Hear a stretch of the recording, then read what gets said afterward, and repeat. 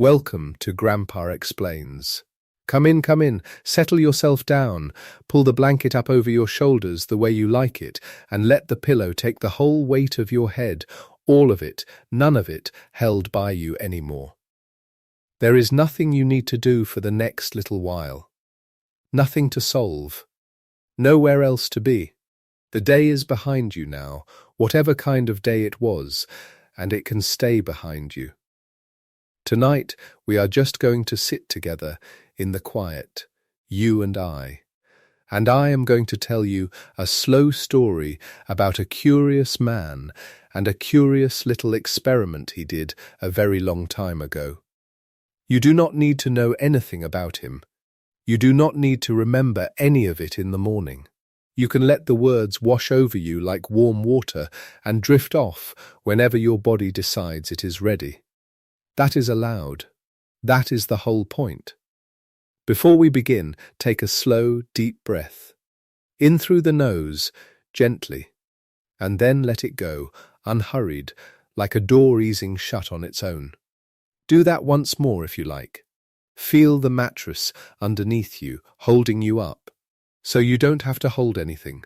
And if you feel like it, before your eyes get too heavy, you might leave a little note in the comments telling me what time it is where you are and what corner of the world you are listening from. I do love to picture it. Some of you are tucked in under a winter roof with the wind outside. Some of you have a window open to a warm night. Wherever you are, whatever hour it is on your clock, you are welcome here, and I am glad you came. All right, let us begin. I want to start with a very small thing, smaller than you would think a whole story could hang on. I want to start with half a second. Picture a quiet room, more than 100 years ago now. The light is dim and yellow, the kind that comes from a lamp rather than the sun. There is a plain wooden table. On one side of it sits a young doctor, and on the other side sits an ordinary person, a patient perhaps, or a visitor, someone who has agreed to a strange little game. The young doctor has a list of words in front of him, written out by hand. And in his other hand, held low, almost hidden, he has a stopwatch. The game is the simplest thing in the world. The doctor reads out one word, just one, and the person on the other side of the table has to answer right away with the very first word that pops into their head. That is all. He says a word, they say a word back. He says table, they might say chair. He says water, they might say cold. He says green, they might say grass. Quick as they can. No thinking, no choosing, no arranging. Just whatever bubbles up first. And while they play this simple game, the young doctor is doing something almost invisible. He is watching the stopwatch. He is measuring for every single word how long it takes them to answer. Not in whole seconds the way you and I would count. He is measuring in fifths of a second. That means he has sliced each second into 5 little slivers, 5 thin pieces. So that even a tiny pause, a hesitation you would never notice with your own 2 ears, gets caught and written down. A fifth of a second is about as long as it takes to blink. That is how fine his net is. That is how small a thing he is fishing for. And here is the strange and wonderful part, the part that makes this whole story worth telling on a quiet night like this one. Most of the time, the person answers fast. Word comes in, word goes out. Half a beat, done, table, chair, ship, sea, smooth, easy, no trouble at all, one after another, like a stone skipping over calm water. But every now and then, on one particular word, something catches. The person pauses, just for a moment. Maybe they say maybe they blink and look away. Maybe they answer, but a beat too late. A beat and a half too late, the stone that should have skipped instead, sinking down into the water for a second before it comes back up. Maybe they laugh a small nervous laugh they didn't mean to laugh. Maybe they clear their throat. Maybe they simply cannot find any word at all, and the silence stretches out. 1/5 of a second, 2, 3, 10, 20, and their face goes a little bit still. And the young doctor, watching his stopwatch, writes down the number. And he thinks to himself, quietly, without saying a word out loud, there is something. That word touched something. Because here is what he had begun to understand, and this is the whole seed of everything I am going to tell you tonight. The word they stumbled on was almost never a frightening word. It was almost never a strange or upsetting word on its own. It might have been the plainest word in the world. Money, child, marry, water, an ordinary little word that would not make anybody flinch. And yet this person flinched. Their mind, for just a fraction of a second, snagged on it like a sleeve catching on a nail. Why? Because that plain little word had brushed up against something hidden, something underneath, something the person was carrying quietly, maybe a worry, maybe a grief, maybe a secret, maybe something so buried they had half forgotten it themselves. The word on the surface was harmless. But it had knocked, gently, on a door that led down into a room the person did not want opened. And the stumble, the pause, that extra half a second the stopwatch caught, was the sound of them pulling back from that door. The young doctor had found a way to hear the flinch, to measure it, to put a number on the thing a person is trying hardest not to show, and he could do it without the person telling him a single true word about themselves. In fact, they could be trying with all their might to hide, and the stopwatch would catch them anyway, because the flinch happens faster than the choice to hide it. It happens in the body, in that half a second, before the person even knows it has happened. Sit with that for a moment. On a night when you are lying in the dark, letting your own thoughts settle, I think there is something almost comforting in it. The idea that the things we carry are real enough to be timed, real enough to leave a mark, even on a stopwatch, even on a list of ordinary words. Whatever it is you carry, it is not nothing. It is not made up. 100 years ago, a man with a stopwatch could have found the edge of it, just by reading you a list of plain words and watching where you paused. Now let me tell you who this young doctor was, because his name has become one of the most famous names in the whole of psychology, and yet this part of his story, this quiet part with the stopwatch and the word list, is the part almost nobody tells anymore. His name was Carl Gustav Jung.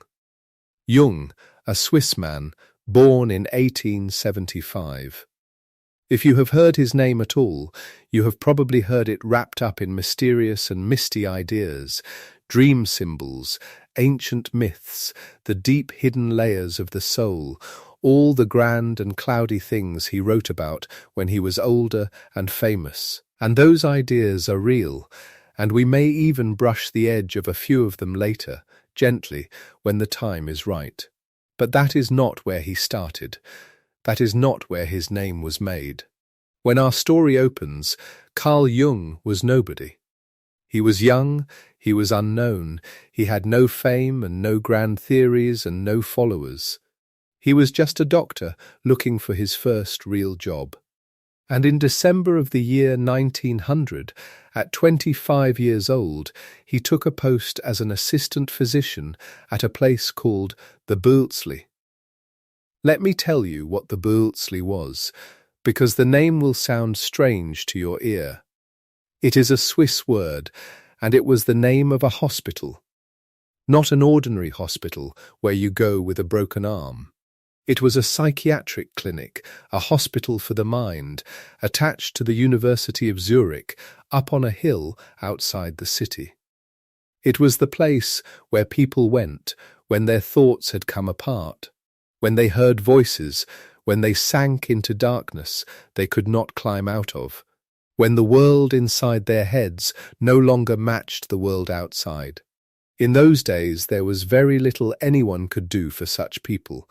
Mostly they were housed and watched and kept safe, and that was all. Nobody really understood what had gone wrong inside them. The mind was a locked house, and nobody had the key. And the man in charge of this hospital, the director, the one young Jung would answer to, was a psychiatrist named Eugen Bleuler. Now, keep that name somewhere soft in the back of your mind, Eugen Bleuler, because he was a remarkable man in his own right. He was the man who later would give us two words we still use every single day without thinking about where they came from. He coined the word schizophrenia, the name for that particular kind of coming apart of the mind, and he coined the word ambivalence, which is that ordinary human feeling of being pulled two ways at once, wanting a thing and not wanting it in the very same breath. Both of those words came out of Bleuler, and both of them came out of that hospital on the hill, the Burghölzli. In the very years when young Carl Jung was walking its halls with a stopwatch in his pocket. So there he was, a young unknown doctor in a hospital full of people whose minds had broken in ways nobody understood, working under a brilliant and demanding director. And Jung wanted to do something that in that place and that time was almost radical. He wanted to understand. He did not just want to house these people and watch them. He wanted to find a way in. He wanted the key to the locked house. And this is the thing I most want you to hold on to tonight, the thing that so much of the modern telling gets wrong. What Jung reached for was not magic. It was not mysticism. It was not crystals and symbols and reading the stars. It was a stopwatch and a list of words and a notebook. It was measurement. It was, in the plainest and most honest sense of the word, science. He was a young man in a laboratory trying to take something invisible, something everybody agreed you could not see or touch or weigh, the hidden life of a troubled mind, and find a way to make it show up, to make it leave a mark, to put a number on it. That is the forgotten truth at the heart of this whole story. Long, long before Carl Jung became the mysterious old sage of dreams and myths, he was an experimentalist, a man with a stopwatch, a man who, quietly in a hospital on a hill, figured out how to measure the unconscious mind, and the tool he used to do it was so simple it almost sounds like a child's game. A list of words. Read them out. Watch the clock. Now, I want to be fair and honest with you, the way a story ought to be told, because there is a small correction to make, and it actually makes Jung look better, not worse. Jung did not invent this game. He did not think up the idea of reading words at people and seeing what comes back. That idea was already floating around before he ever picked up a stopwatch. This is one of those cases where a man becomes so famous for a thing that people forget he was standing on the shoulders of others who came before. Let me name them for you, gently, because they deserve a nod, and because the truth is more interesting than the myth. There was an Englishman named Francis Galton, a curious, restless, inventing sort of mind. And back around 1879 and 1880, more than 20 years before Jung's story begins, Galton had already tinkered with the idea of association experiments. That word, association, it just means the way one idea pulls another idea along behind it, the way salt makes you think of pepper, the way up makes you think of down. Our thoughts are strung together like beads on an invisible thread, one calling to the next, and Galton was one of the first to poke at that thread on purpose and see what happened. Then there was a German named Wilhelm Wundt. Now, Wundt is a very important fellow in this whole field because he is often called the father of experimental psychology. The man who first tried to study the mind the way you would study anything else in a laboratory, with careful measurement and careful timing. In his laboratory over in Leipzig, in Germany, Wundt used the timing of associations, measuring how long the mind took to link one thing to another. He was interested in the machinery of thought, the gears and springs of it, how fast it turned. And then there were two more, working closer to the world Jung would enter, the world of the troubled mind. A German psychiatrist named Emil Kraepelin, another big name, another builder of the foundations, and Kraepelin's own pupil, a man named Gustav Jung. Both of them had run association studies inside psychiatry, inside the study of mental illness, before Jung came along. So you see, the word association game was already there when Jung arrived. The list of words, the answers, even the timing, none of it was brand new. Others had laid the stones of that path. And Jung had a partner in the work too, a collaborator, a younger doctor named Franz Riklin, who happened also to be Jung's own cousin. The two of them worked on it together, side by side, cousin and cousin, in that hospital on the hill. So if Jung did not invent the game, you might fairly ask, then what did he actually do? Why is it his name we remember, and not Galton's, or Wundt's, or Kraepelin's, or poor Aschaffenburg's, or even his cousin Riklin's? Here is the answer, and it is a lovely one, and I want you to hold it, because everything else tonight grows out of it. Jung's genius was not the game. Jung's genius was what he learned to listen for while the game was being played. Let me put that another way, because it is worth turning over slowly, like a smooth stone in your hand. Anyone can read a list of words at a person. Anyone can write down the answers. Anyone with a stopwatch can measure how long each answer took. The others had done all of that. But they had mostly been interested in the machinery, the general workings of thought, how the average mind links the average idea. They were looking at the thread that strings the beads together. Jung looked at the same game and saw something completely different. He saw that the stumbles, the pauses, the snags, the little failures in the game were not just noise. They were not just the machine hiccuping. They were signals. They were signposts. Every place a person tripped was a place where a hidden feeling lay buried, just under the surface, and the trip was the feeling reaching up and grabbing the ankle of the thought as it went by. The others were studying how the mind works when it runs smoothly. Jung became fascinated by the exact moments when it did not run smoothly. He turned the whole thing inside out. He took a tool that had been built to study the ordinary machinery of thinking, and he turned it into an instrument for detecting hidden emotional trouble. A clinical instrument, a way to find the wound in a person that they themselves were trying not to show, or did not even know was there.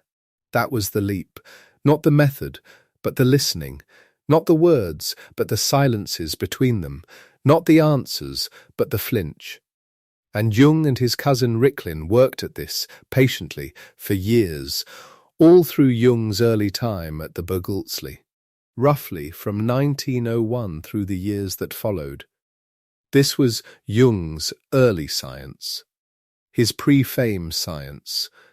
Long before he ever met Sigmund Freud, whose name you may also have heard, and long, long before all those grand ideas about myths and symbols that came at the very end of his life.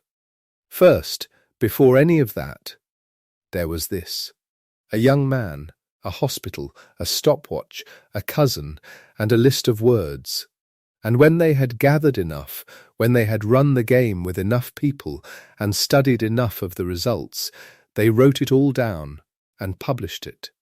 The great work came out in the years 1904 through 1906 in German under a title that translates as the Diagnostische Assoziationsstudien.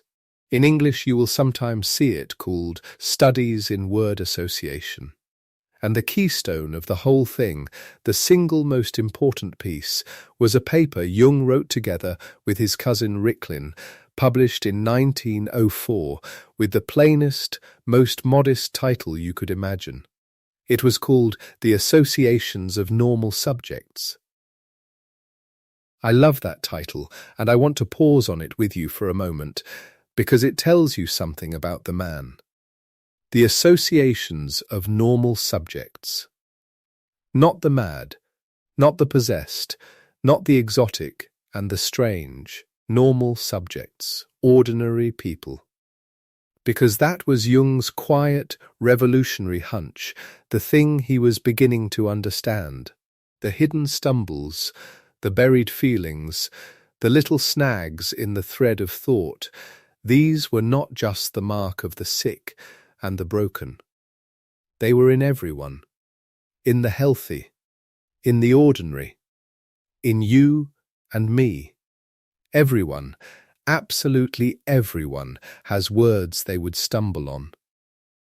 Everyone has doors they would flinch away from.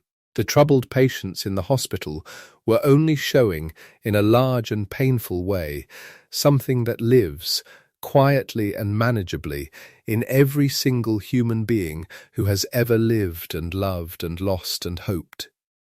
So the tool worked on the mad and the sane alike. And that, all by itself, is a gentle and reassuring thought to carry down towards sleep. Whatever it is you would stumble on, if a kind old man read you a list of words tonight, it does not make you broken. It makes you human.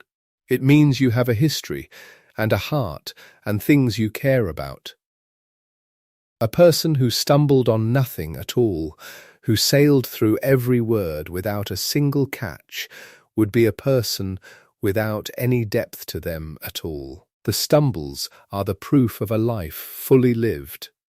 Now let me slow down and show you exactly how the game was played, because the more clearly you can picture it, the more the rest of the story will land, and because there is a particular comfort in following a simple, careful procedure with your eyes closed in the dark. There is something restful about watching a patient man do a patient thing, one small step at a time. So the examiner, Jung, or his cousin Riklin, or whoever was running the test, sits with the subject. And he has his list, and Jung's standard list, the one he used, ran to 100 words. 100. A nice round number. He would read them out one at a time, from the top, and after each one, the subject gives the first word that comes into their head as fast as they possibly can, and the examiner writes down the answer and, with the stopwatch, the time it took, measured in those fine little fifths of a second we spoke about. One word, one answer, one number, then the next. All the way down the list, 100 small moments, 100 tiny readings, one after another. And here is the part that is easy to rush past, but that is actually the whole clever heart of the design, so let us not rush it. Let us take it slowly, the way you would take a warm drink before bed. What kind of words did Jung put on his list? You might think, if you wanted to find a person's hidden pain, you would fill the list with heavy, loaded, upsetting words. Words like death and fear and shame, words designed to poke a person right in the sore spot. But Jung did the opposite. That is the beauty of it. He built his list almost entirely out of ordinary, plain, everyday words. Harmless words. Neutral words. The furniture and weather of ordinary life. Let me read you some of them slowly, so you can feel just how ordinary they were. Head, green, water to sing. Dead, long, ship to pay. Window, friendly, table, to ask, cold, to dance, lake, sick, pride, money, child, to marry, to quarrel, family, luck, brother, anxiety, to kiss, bride, to sleep. Woman, false, do you hear how plain they are? Head, green, water, table, window, these are the words a small child knows. There is nothing sharp in them, nothing cruel, nothing designed to wound. You could read this list aloud in any kitchen in the world, and no one would blink. And that, exactly that, was the point. That plainness was the whole trick of it. Here is why. Think of the surface of a calm pond, smooth and still in the evening light. If I throw a great big rock into it, of course there is a splash. Anyone would splash if you threw death and terror at them. That tells you nothing, because it would frighten anybody. But if the surface is calm, and I drop in a tiny pebble, an ordinary little pebble, money, child, water, and suddenly, from that one small pebble, there comes a great disturbance, ripples spreading wide, the water churning as though something large had moved down in the depths. Then you know. You know that the disturbance did not come from the pebble. The pebble was too small to cause it. The disturbance came from something already down there, under the surface. Something the little pebble happened to touch on its way down. That is what the neutral words were for.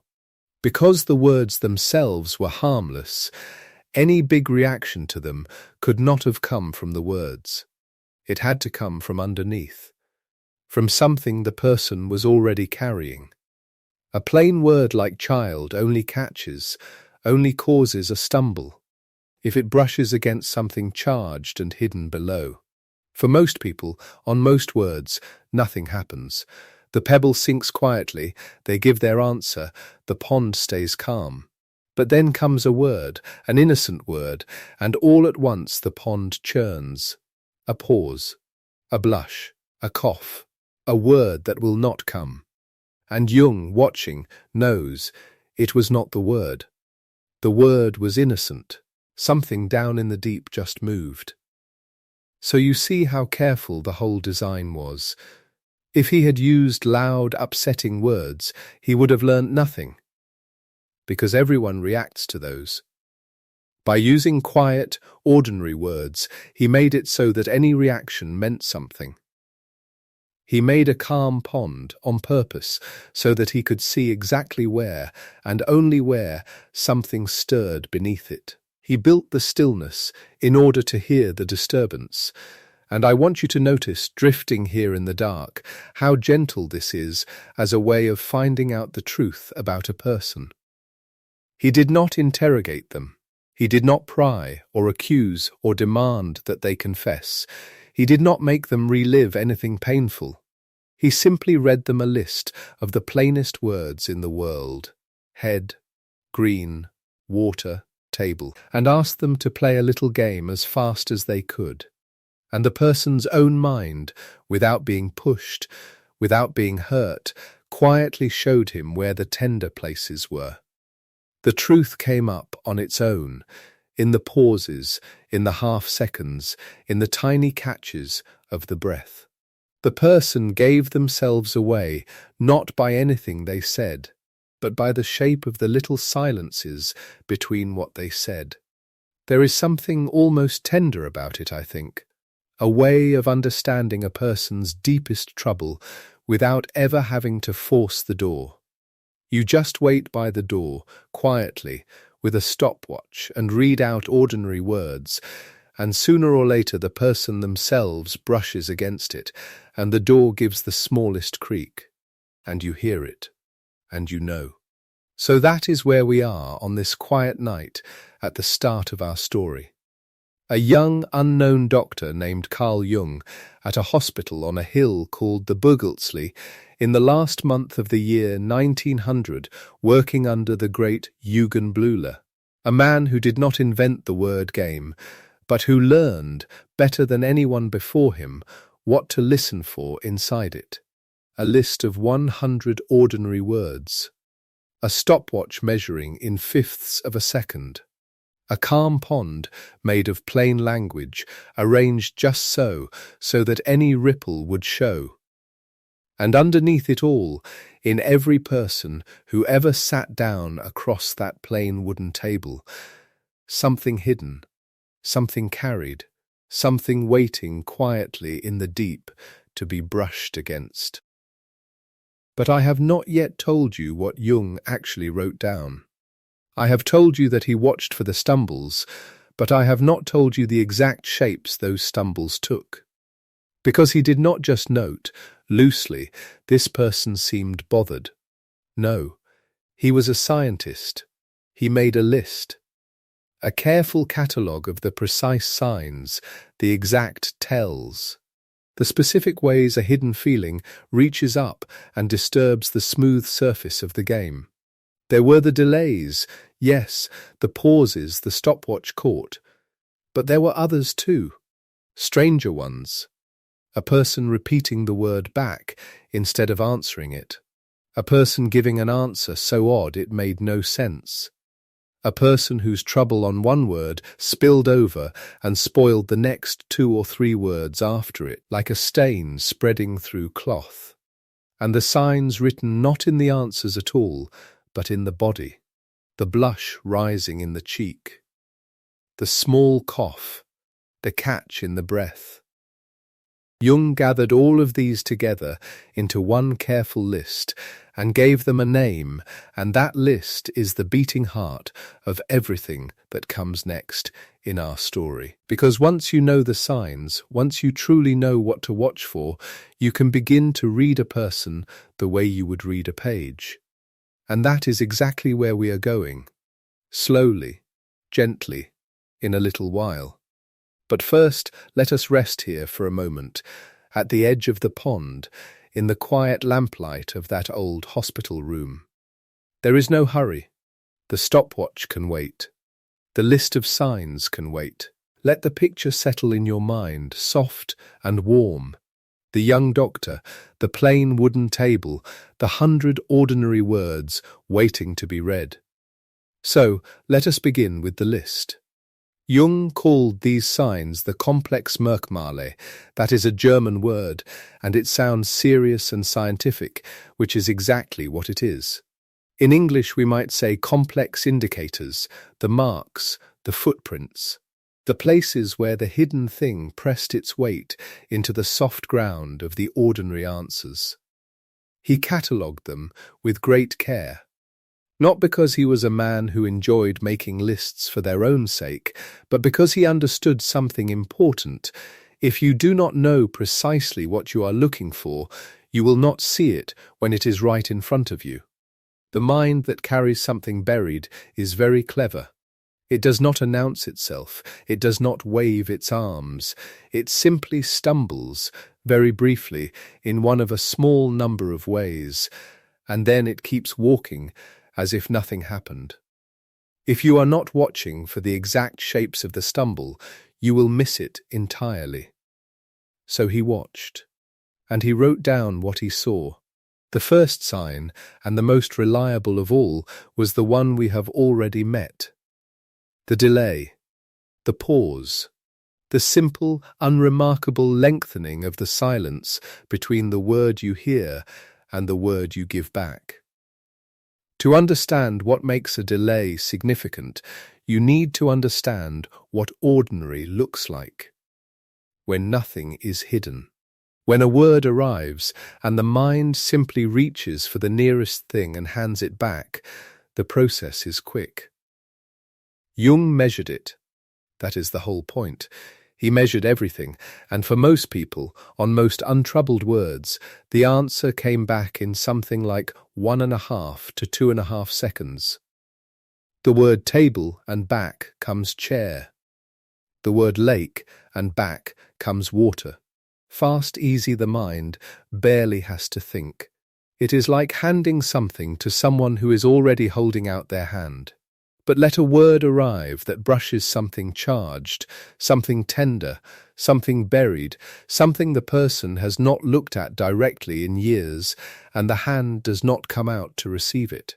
The person hesitates. 2 seconds.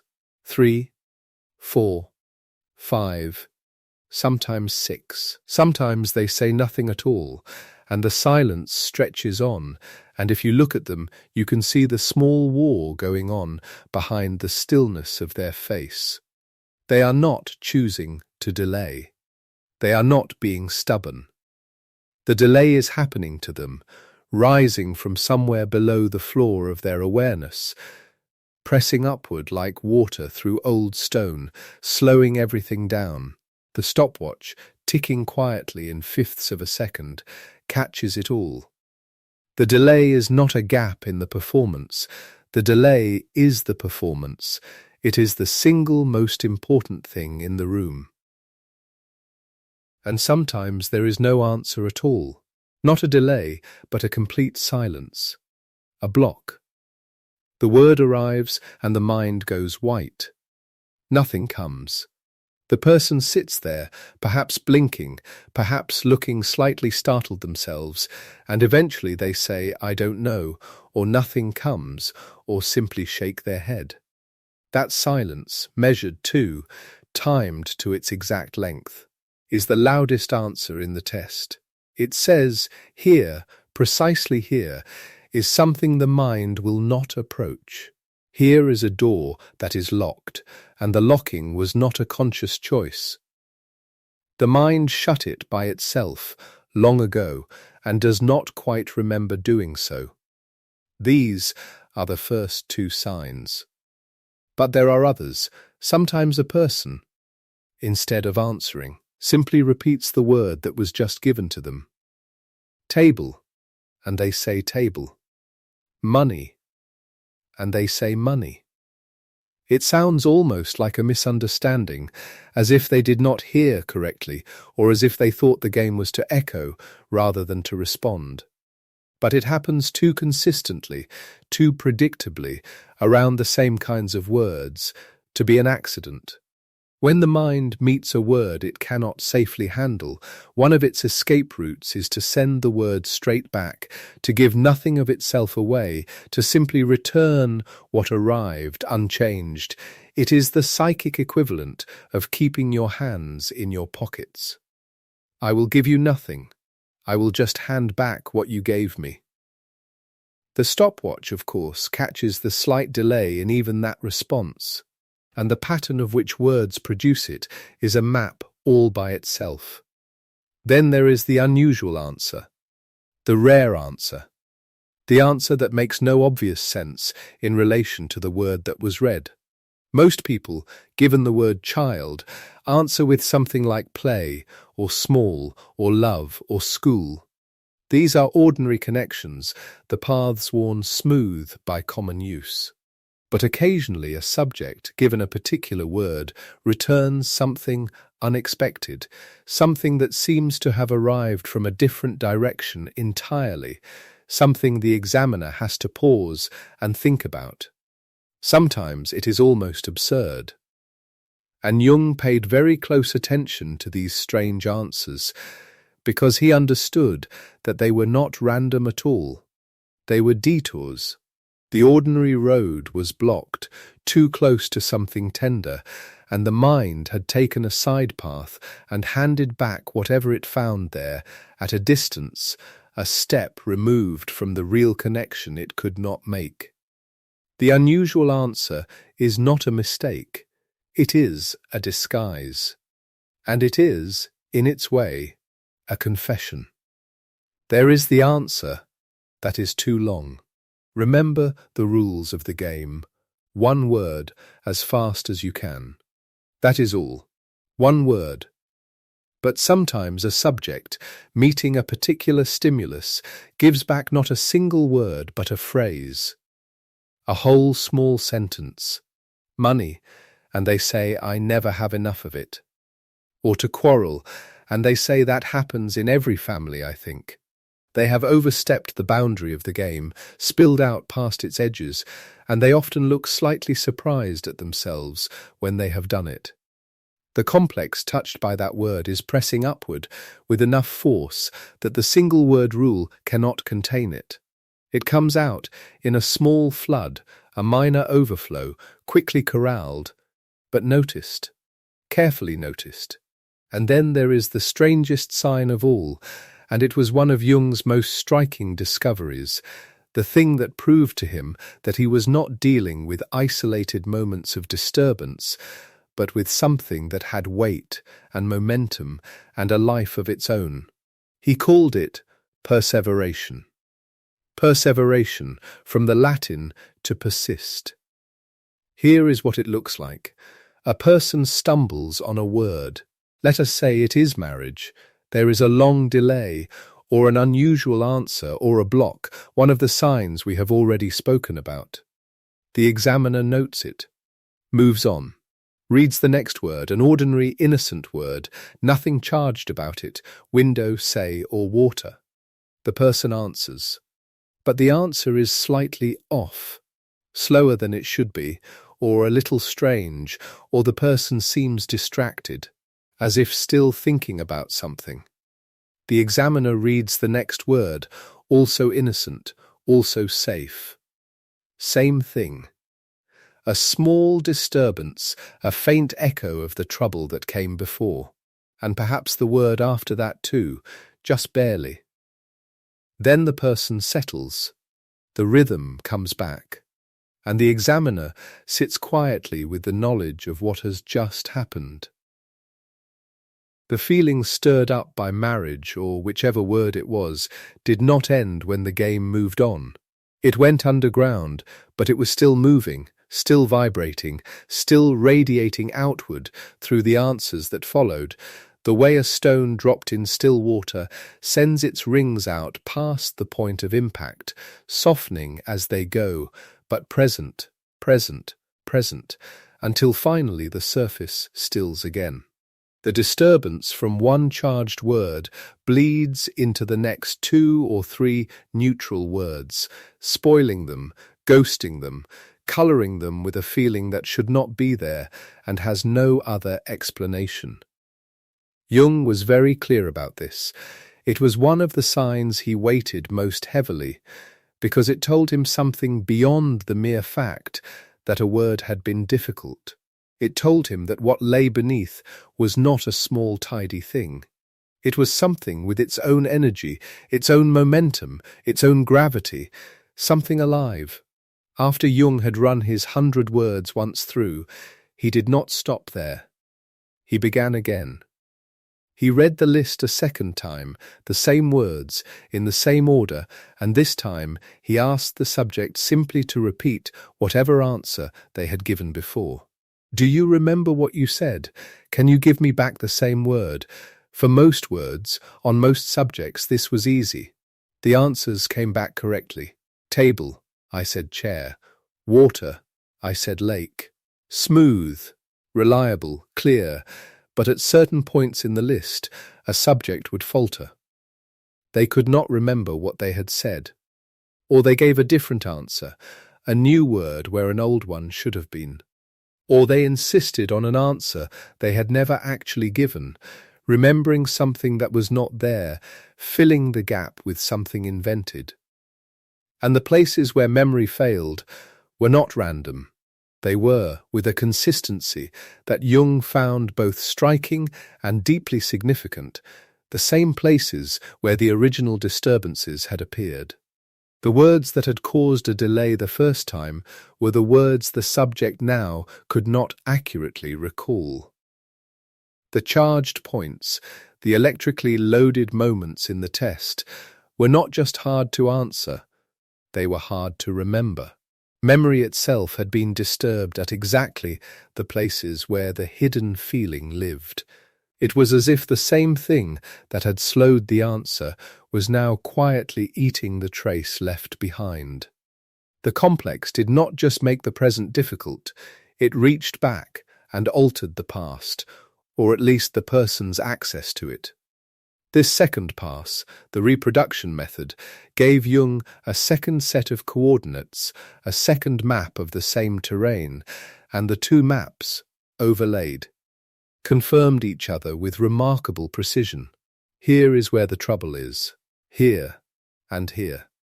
These words and these. The same cluster pointed to twice. He found that particularly reassuring, not because he doubted his own results, but because science works by confirmation, and this was a second confirmation, arriving without any additional apparatus, without any extra machinery, simply from asking the person to remember. The apparatus would grow, in time. But for a while, the stopwatch was enough. Let us sit with that for a moment. You have the examiner at the table. You have the 100 words. You have the reaction times, measured to a fifth of a second, that is, to 0.2 seconds, a very fine grain, a genuinely precise measurement for a human phenomenon. You have the catalogue of signs, the delays and the blocks and the strange answers, and the overflow and the perseveration and the second pass failures. And from all of this, gathered quietly at a table, using nothing but spoken words and a stopwatch, a young hospital doctor in Zurich is able to construct a picture of the hidden architecture of someone's interior life. The theme of the worry, the shape of the shame, the name, almost, of the thing the person cannot say. It is a remarkable piece of work. And Jung, being the kind of man he was, wanted to know more. He wanted to go deeper. He wanted to make visible not only the behavior, the delay, the stumble, the faltered memory, but the very body of the feeling underneath it. He wanted a machine that could reach further in. He found one. Or rather, two people helped him find it. In 1907, Jung began working with Frederick Peterson, an American neurologist. Then in 1908, with a colleague named Charles Ricksher. Together they attached a new instrument to the word association experiment. Not a stopwatch this time, something more intimate, more invasive, more revealing. A galvanometer. A galvanometer is a device that measures tiny electrical currents, tiny changes in the flow of electricity through something. In the context Jung and his colleagues were using it, it was attached via small electrodes placed against the skin to measure something called the psychogalvanic reflex. That name is long and scientific sounding. Let me give you an everyday version of what it means. You know how your palms dampen slightly when you are nervous. You know how your hands sweat before something important. That is not a metaphor. It is a real physical event. When you are emotionally aroused by fear, by embarrassment, by surprise, by anything that stirs the deeper layers of feeling, your skin's electrical resistance changes. The sweat glands respond, invisibly, microscopically, to the nervous system's signal. The skin, for a brief moment, conducts electricity differently than it did before. And a sensitive enough instrument can measure that change, can catch that barely perceptible shift in the electrical properties of the surface of your hand. The galvanometer's needle moves. Just slightly. But it moves. Think of it this way. Your skin is a kind of membrane between your inner life and the outside world. Most of the time, that membrane is opaque. You cannot see through it from the outside. But at the moment of emotional arousal, at the moment a feeling stirs, the membrane becomes, just briefly, just measurably, translucent. The current flows differently. The needle moves. And the needle is watching from the other side. Jung and his colleagues watched the needle. They sat subjects down, attached the electrodes, then ran the word association test as before, and as the words came, the 100 ordinary words, table, green, water, child, to marry, the galvanometer traced its line. For most words, the line was flat. Quiet, undisturbed, the needle barely moved. But at certain words, the same words, as it turned out, that the stopwatch had already flagged, the same words where the delays clustered and the strange answers came, the needle jumped. Sharply, briefly, without warning, and without the subject's control. The skin, without being asked, without any instruction, without any volition at all on the subject's part, spoke what the voice would not. They used a pneumograph as well, an instrument that measured changes in breathing. The rhythm of the breath, its depth and its pace, also altered at the charged words. The body, it turned out, was keeping a record, a perfectly honest record, incapable of lying, incapable of strategy. The breathing changed, the skin's resistance changed, the muscles of the face moved, the colour of the cheek shifted, the voice sometimes caught, and all of this happened at the same moments over the same words, pointing always to the same underlying theme. The unconscious had been given a body, or rather, it had always had a body. Jung had simply found a way to read the body's testimony. Let us pause here for a moment, in the warm quiet. Take a slow, deep breath. Let the air come in gently, and let it go. Notice the weight of yourself wherever you are resting. Notice the quiet at the edges of the room. Quick reminder, after years of lying awake with a racing mind, deep sleep finally became possible. Now learning comes easier, energy is real, and the mind stays sharp. Sleeping like a baby changed everything. If you want the exact system that made this possible, check the link in the pinned comments. When you are ready, we will continue together. There is something extraordinary about what Jung and his colleagues had accomplished, and I want to linger here for a moment before we move forward, because I think it deserves to be understood clearly. Slowly. We live in an age when the idea of measurable psychological response feels familiar. We know, now in a general way, that the body betrays the feelings the face tries to hide. We have seen it in films. We have heard of lie detectors. The concept does not surprise us the way it might have surprised a listener in the first years of the 20th century. Sitting in an audience in Zurich or Vienna or New York, hearing for the first time that a machine could catch what a man's careful expression could not conceal. But it is worth remembering that this was new, genuinely new. The idea that the hidden contents of the mind, not the contents of consciousness, not the thoughts a person was willing to report, but the buried, unacknowledged, dissociated layers of feeling could produce a measurable physical signal, detectable by instruments, quantifiable in numbers.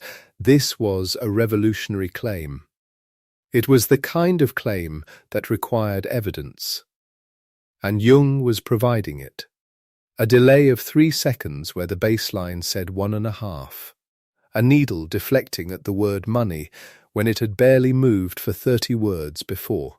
A breath pattern stuttering and recomposing itself around a name. These were not impressions, they were measurements. Data, the science beneath the famous idea. And this science had descendants. In roughly 1915, an American named William Moulton Marston was working on what he called a discontinuous blood pressure test, a way of measuring changes in blood pressure in relation to emotional stimuli, which he believed could detect deception. Then, around 1921, a man named John Larson developed an instrument that combined measurements of blood pressure, respiration, and skin conductance. A device that could trace several physiological signals at once in response to questioning. These men are among the pioneers of what became the polygraph, the lie detector. The device that, for all its contested history and scientific debate, became one of the most recognizable instruments in the popular imagination of the 20th century. Jung's galvanometer experiments did not directly create the polygraph. History is rarely that tidy.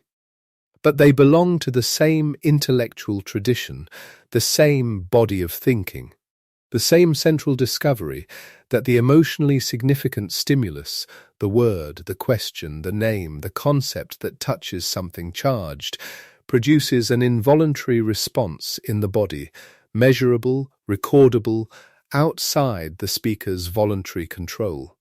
That is the premise the polygraph is built on. And that premise had a home in the Burghölzli in the early years of the century, in Jung's careful work with his stopwatch, and then with his galvanometer and his pneumograph. Frame it as a lineage, not a patent. Jung did not invent the lie detector, but the lie detector's intellectual grandparents are among the papers he published. What matters most for us, here, in the quiet of this late hour, is not the historical question of who invented what. What matters is the picture it gives us of what Jung had found. He had found that a word, a single ordinary spoken word, chosen from a list of 100, could do something to the inside of a person.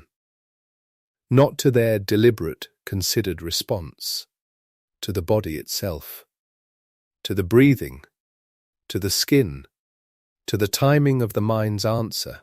He had found that this something was not random, was not noise, was not a chance fluctuation in the data. It was patterned, it was consistent, it clustered around the same themes, pointed toward the same buried territory, confirmed itself across the delay times and the strange answers and the second-pass failures and the galvanometer readings and the pneumograph traces, all converging, all pointing in the same direction, all saying, here. The wound is here. The hidden thing is here. The part of you that you have not looked at directly is here.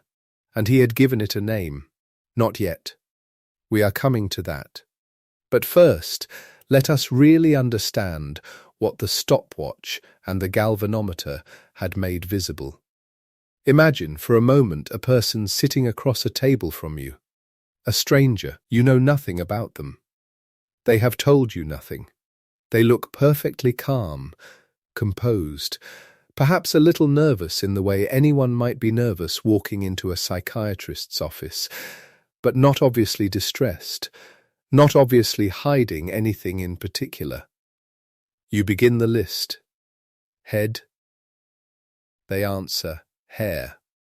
Fast, easy, no disturbance. Green. They answer grass. Easy, water. They answer river. Easy to sing. They answer song. Easy, dead a pause. 2-3 seconds where one should have been enough. Then, old. You write it down. The galvanometer needle moves a little. Long. They answer road. Fast, ship. They answer boat. Fast. To pay. They answer money. A fraction fast, almost too fast, and the answer is right there, but something in the voice is slightly clipped. You notice, window, easy, friendly, easy, table, easy to ask, easy, cold, easy to dance. They answer silence 3 seconds, 4, then, quietly, alone. The needle on the galvanometer swings clearly, not a subtle reading this time. The subject blinks. You write it down. Lake, easy, sick, easy, pride, a slight delay. The answer when it comes is nothing. An odd answer. Something to note. Money, another delay. The galvanometer needle. You have now seen 3 disturbances in the first 18 words. Child, a very long pause. 5 seconds, perhaps 6. Then the subject says, lost. Just that one word. Lost. The needle swings again. Hard. The breath trace alters, and in the next 2 words, to marry, and then luck, the answers are a little slower than the baseline, a little less sure, perseveration, spreading its shadow forward into the words that should have been easy. You have seen nothing unusual, to look at the person. They are still sitting there, hands in their lap, face composed. They have answered every word. They have been cooperative. Nothing they have said has told you anything directly about their interior life, and yet you are holding already a partial map. Dead, to dance and the answer alone. Pride and nothing, money and the delay, child and the 6-second silence and the word lost. These are not random, they are not a collection of scattered moments, they form something, a shape, an underground geography, a theme the words are circling around without quite landing on. This is what Jung meant when he said he could reconstruct the hidden trouble of a stranger's life from the cluster of their stumbles. Not through magic, not through intuition, or not primarily through intuition, through pattern, through the careful, patient reading of exactly where the smooth surface of the game breaks down and how, and which words seem to be gravitating toward each other across the field of the test as if they share a common source of pull. The cluster is the evidence. The cluster is the thing. He had a phrase for it, a technical term borrowed and made his own. The feeling toned complex. In German, the Gefühlsbetonte complex. That phrase deserves to be said slowly, because every part of it matters. Feeling toned. Not just a memory, not just a thought, not just a belief or an idea. A cluster that is saturated with feeling, genuine living emotional charge, the kind that shows in the body, that alters the skin's resistance, that changes the breath, that slows the mind's ordinary processing the way a heavy weight slows a wheel. Complex, from the Latin, a thing woven together. An assembly. Not a single memory, but a whole knot of them. Memories and images and ideas and physical sensations, all woven together around a common core, all steeped in the same emotional charge, all forming a structure, not a loose scattering of separate things, but an organized, coherent entity with its own particular gravity and its own particular weight. The term was not entirely Jung's own coining. A German psychiatrist named Theodor Ziehen had used the phrase Gefühlsbetonte Vorstellungskomplex, a feeling-toned complex of ideas, before Jung. Jung was careful about this in his published work, as scientists are supposed to be. He took the term, acknowledged its lineage, and then made it his own through what he did with it, through the apparatus he built around it. Through the clinical work he used it to explain, through the theory of the complex that grew out of those early years of watching the stopwatch and the galvanometer and the careful second-pass failures of memory. By the time the term complex entered common speech, by the time ordinary people began saying, casually, that someone has a complex, it had travelled a very long distance from its precise clinical origin in those Burghölzli papers of 1904 to 1906. It had become a piece of everyday language, which meant it had become imprecise, slightly blurred at the edges. A general word for something that the original word had been trying to describe with great exactness.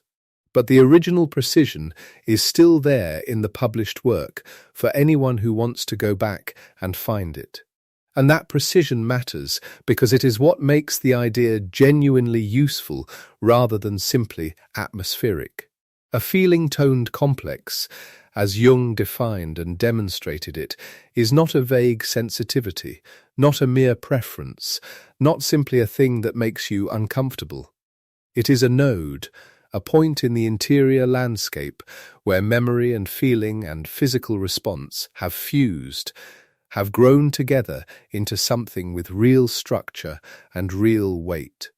It has a core, it has a gravitational field. It pulls certain words and images toward itself, and it deflects others away from itself. And when the right stimulus, the right word, the right face, the right situation passes close enough to the core, the whole node activates. All of it at once. The memory, the feeling, the physical response, the disturbance in the smooth running of the mind, the delay, the stumble, the needle's jump. Jung used a specific word for that moment of activation. He called it constellation. When a stimulus constellates a complex, the complex comes alive, not politely, not at the invitation of the conscious mind, but on its own terms, in its own time, with its own unmistakable signature. The complex constellates, and the person, for that moment, is not entirely themselves. Or rather, they are more than themselves. They are themselves, plus something else that has woken up inside them and is now running alongside their ordinary responses, or ahead of them, or instead of them.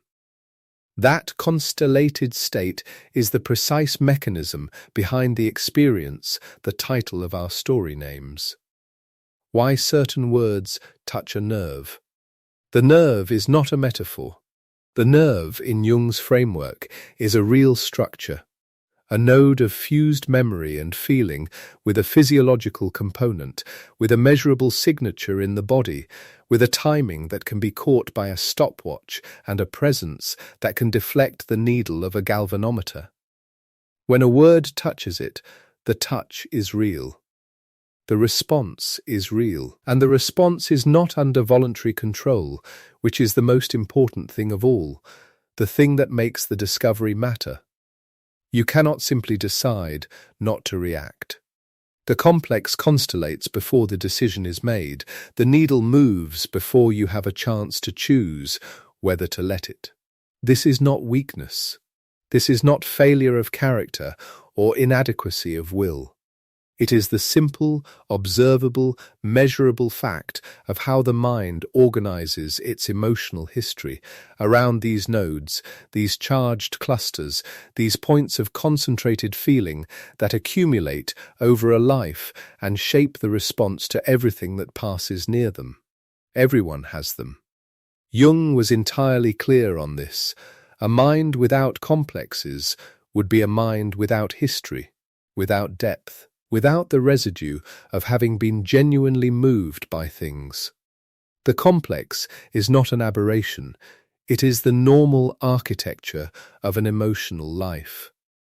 The living units of the psyche, he called them, later, the ordinary, necessary, universal structure of a self that has been somewhere and felt something and carries the weight of it. But there is a sentence, one sentence, from a paper Jung wrote in 1934, 30 years after those early Burghölzli experiments, that changes the frame entirely. That opens the whole idea onto a different and much more unsettling dimension. A sentence that begins from the familiar place and then quietly reverses everything. Everybody knows nowadays that people have complexes. He wrote that. And then he wrote, what is not so well known, though far more important theoretically, is that complexes can have us. Complexes can have us. Sit with that for a moment, because that one turn from I have a complex to the complex has me is not a small philosophical quibble. It is a fundamental shift in who is in charge. When you say I have a complex, you are speaking from a position of ownership. The complex is a thing you possess, the way you possess a memory or a habit. It is part of your collection of inner furniture, perhaps inconvenient, perhaps sometimes uncomfortable, but ultimately yours. Something you carry with you, something you can, in principle, examine. Something you are the subject of, and it is the object. But Jung's reversal, complexes can have us, points to a different situation entirely. Not the one where you hold the complex, but the one where the complex holds you. Where it is no longer the object, and you are no longer simply the subject. Where, for the duration of a moment, or an hour, or longer, the complex has taken the position you thought you occupied. Where something inside the mind has grown large enough and autonomous enough and energized enough to run the show without asking your permission. We will follow that thread, carefully and gently where it leads, into the nature of the complex as a thing with a life of its own, into the ancient experience that this modern science is quietly describing under new names, into the question of where these charged clusters come from in the first place and how they soften when the light is finally allowed to reach them. All of that is still ahead of us, lying quiet in the night, waiting to be walked into slowly and without hurry. For now, let the picture settle. The young doctor with the stopwatch, the 100 ordinary words, the delay that cannot be chosen or unchosen, the needle that tells what the voice will not, the pattern of stumbles mapping an underground country that the person sitting at the table may not even know they contain. You have known this, I think. You have been that person at the table in a different kind of conversation, a word arriving from someone's mouth or from your own thoughts, and something in you going briefly still, going briefly elsewhere, a slight catch, a quick internal weather change, a moment of realizing you have reacted before you knew you were going to react. The coffee cup set down a little too carefully, the topic changed a little too smoothly, the laugh that came a half-second too late, or not at all. Those moments are not mysteries, and they are not failures, and they are not signs of something broken. They are data. They are the stopwatch reading, ticking quietly in fifths of a second, catching the exact instant that something hidden pressed upward through the floor of the ordinary and left its brief, unmistakable print on the surface of the moment. Jung found the prints, he catalogued them, he measured them, and then he asked, slowly and with great seriousness, what exactly lay underneath. What was it, really, that the prints belonged to? What creature had made them, walking through the interior dark, and what was its nature, and what gave it its weight, and what, if anything, could invite it gently into the light? Those are the questions waiting for us just ahead, in the next quiet turning of the night. Let us begin with a story about proof. Because there comes a point in any experiment when the question is not whether the method is elegant or the theory is interesting. The question becomes simpler and harder than that. The question becomes, does it work out there, beyond the room where it was invented, in the rough and particular world where people lie and steal and hide things and hope no one ever finds them out? Jung asked that question, and the word association test answered it. This was 1909. Jung was 33 years old, no longer quite the unknown assistant who had arrived at the Burghölzli 9 years earlier with his bag and his notebooks, but not yet the famous man he would become. He was preparing to cross the Atlantic, to travel with Sigmund Freud and the Hungarian analyst Sándor Ferenczi to Clark University in Worcester, Massachusetts, where a psychologist named G. Stanley Hall had invited them to lecture. It would be the only time Freud ever set foot in the United States. But the story I want to tell you belongs to the work Jung brought with him, the word association work, the lecture he called The Association Method, which he delivered at Clark and published in 1910. Because inside that lecture, Jung told a story about an institution somewhere, a theft and a list of ordinary words. Something had been stolen. Money or valuables. The precise details are not spelled out in the way a police report would be, because Jung was recounting a clinical demonstration, not filing evidence. What mattered was that there were a number of people who might have taken it, and no one was confessing, and the ordinary tools for finding out, asking, pressuring, accusing, had produced nothing. Jung brought the word list. He sat each person down in turn. He read the words aloud, one at a time, in the flat and neutral voice the procedure required. Head, water, table, money, and he watched. He watched the reaction times. He listened for the hesitations. He noted when someone gave an unusual response, an absurd one, a distracted one. He noticed when someone repeated the stimulus word back instead of answering, as if the mind had gone briefly blank and grabbed the nearest thing. He noticed when the disturbance from one word bled forward and coloured the next two or three, even perfectly innocent words, with a kind of static, the phenomenon he called perseveration, the shadow of the loaded moment falling on the moments that followed. And the pattern emerged, not from a single suspicious delay, not from one strange answer, but from the cluster. From the fact that around a particular theme, the stolen thing, the act of taking, the hiding, one person's responses accumulated disturbances in a way that no one else's did.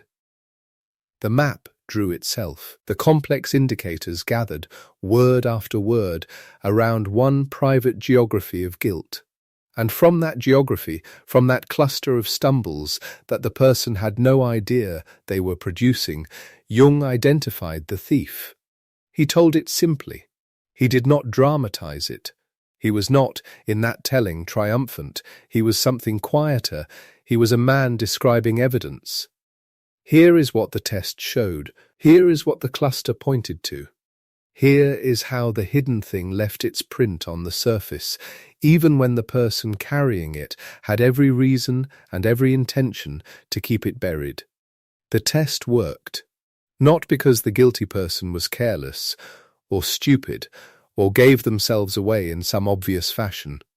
It worked because the body tells what the will has decided to conceal. Because the connection between a charged word and the thing it touches in the psyche is not routed through the decision to speak or not to speak. It moves faster than that. It moves before the sensor arrives.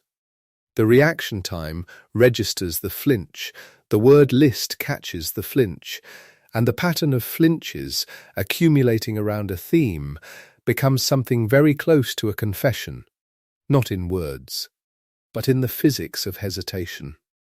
Take a slow, deep breath. Notice how your body is resting right now. The weight of the pillow, the quiet of the room, the slow rising and falling of the chest. Let the night hold you for a moment, and when you are ready, we will continue together. There is another demonstration Jung came back to later in his life. Much later. At a series of lectures he gave in London in 1935, which were collected and published under the title Analytical Psychology, Its Theory and Practice, sometimes called the Tavistock Lectures. By that time he was 60 years old.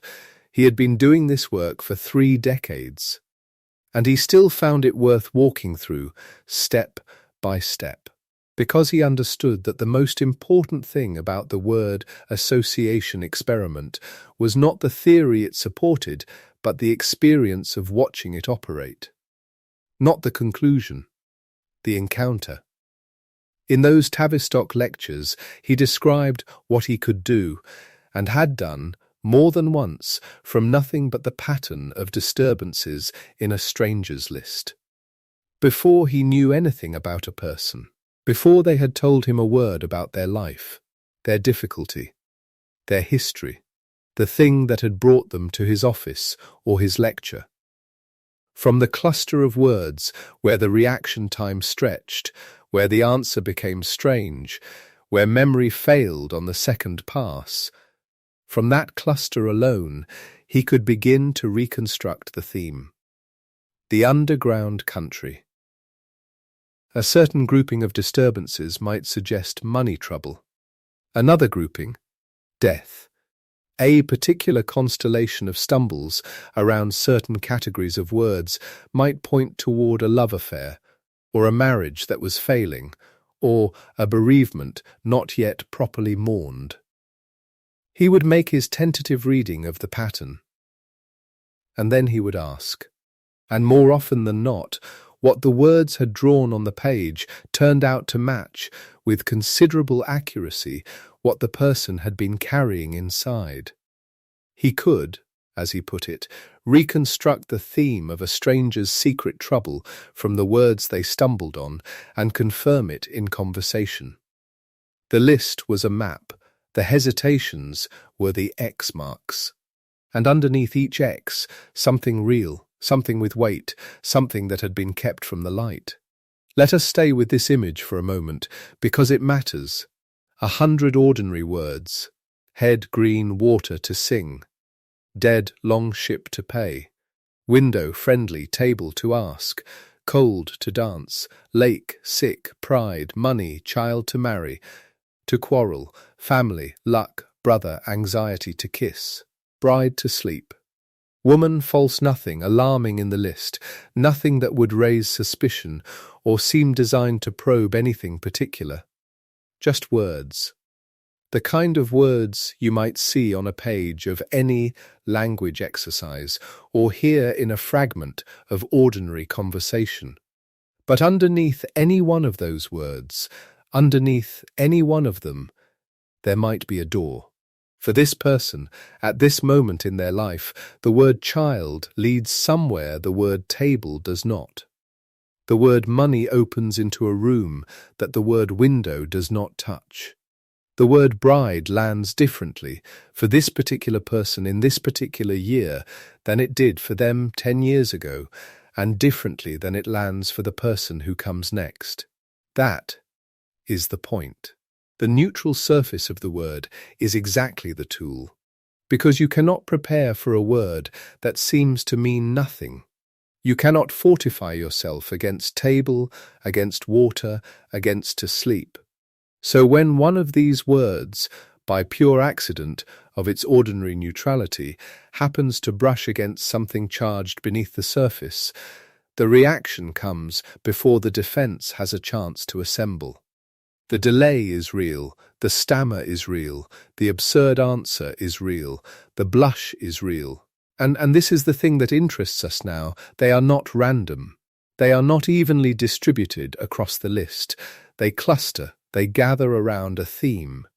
And the theme is the map of something that has been, for whatever reason, set aside from consciousness, pushed beneath the floor of ordinary awareness, kept in the dark.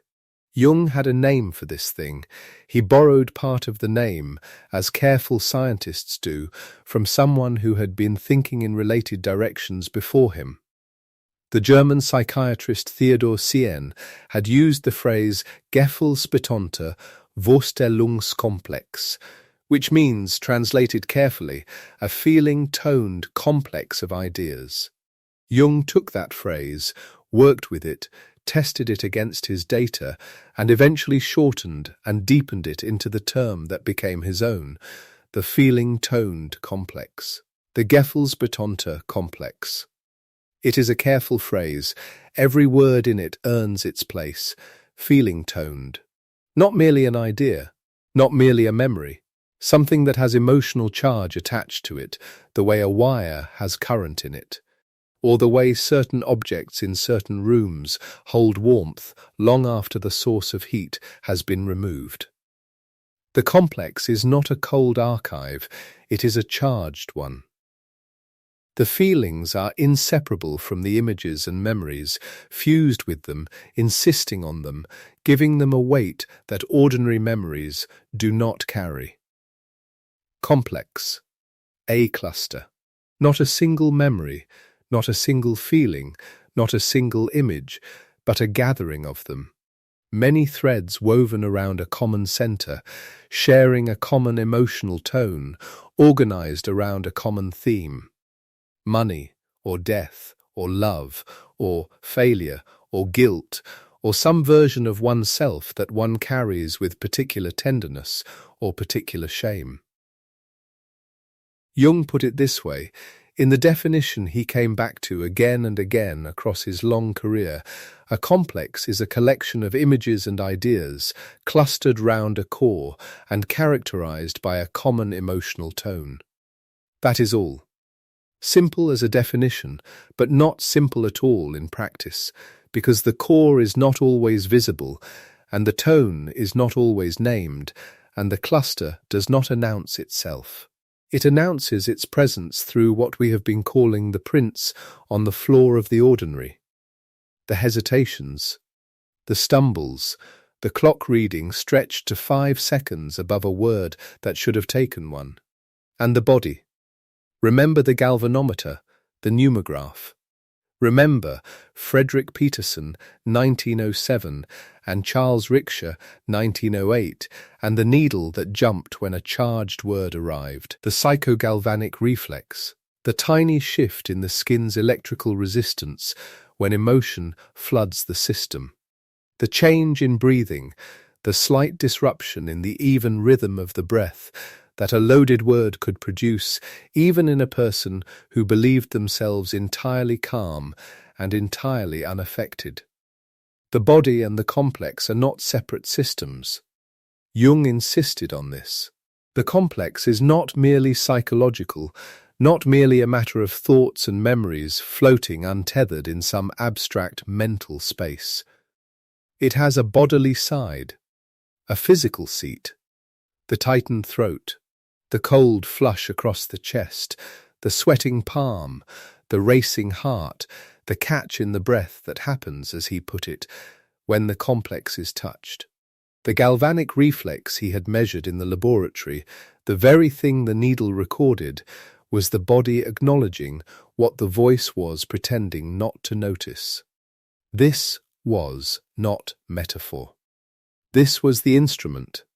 This was the data. The body does not lie about the complex in the same easy way that the voice can lie. It is too fast.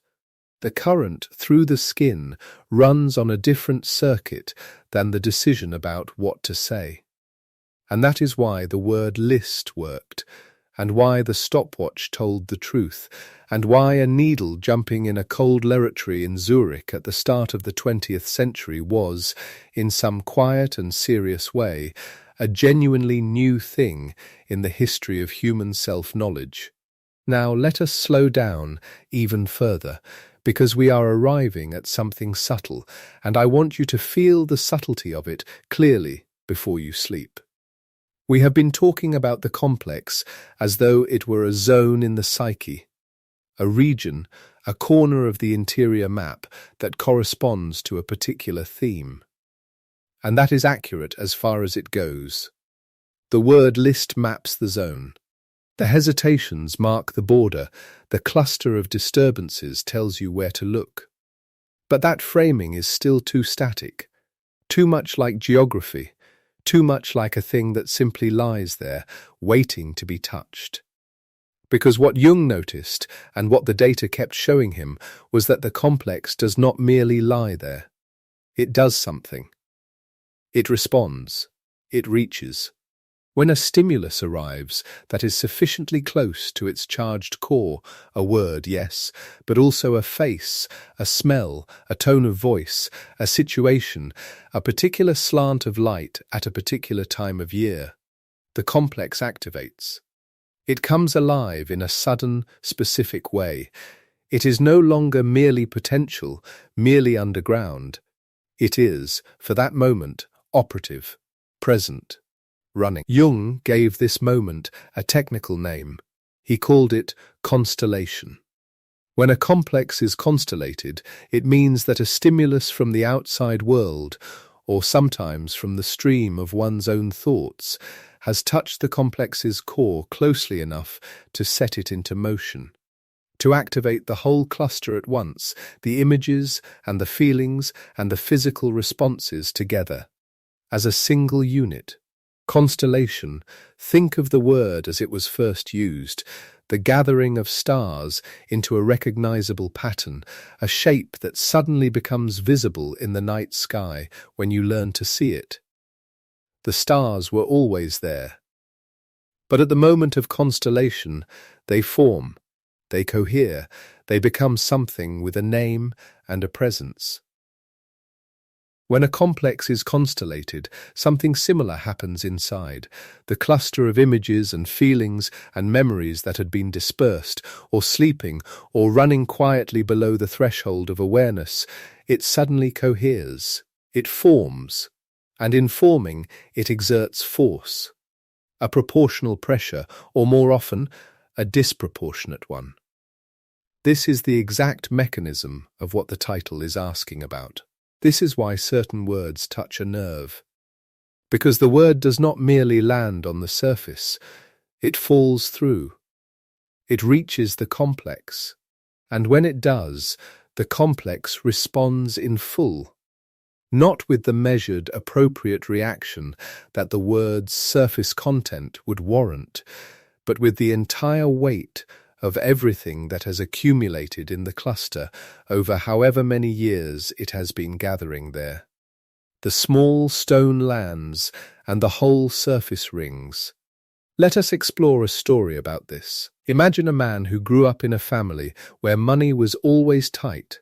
Not desperate poverty, perhaps, but the particular kind of chronic scarcity that makes certain conversations dangerous, where the arrival of an unexpected bill could change the temperature of an entire house, where the word debt was whispered, where asking for things was understood, without anyone quite saying so, to be a burden, a source of shame, an imposition on people who already had too little.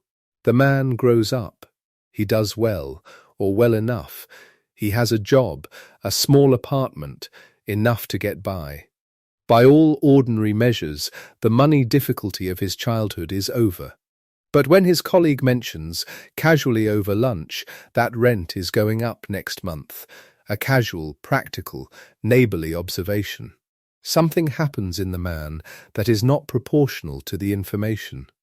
A tightness, a flush, a slight closing off, a retreat, a quality of alertness that does not belong to a pleasant lunch conversation. His fork set down, for just a moment, a little too carefully.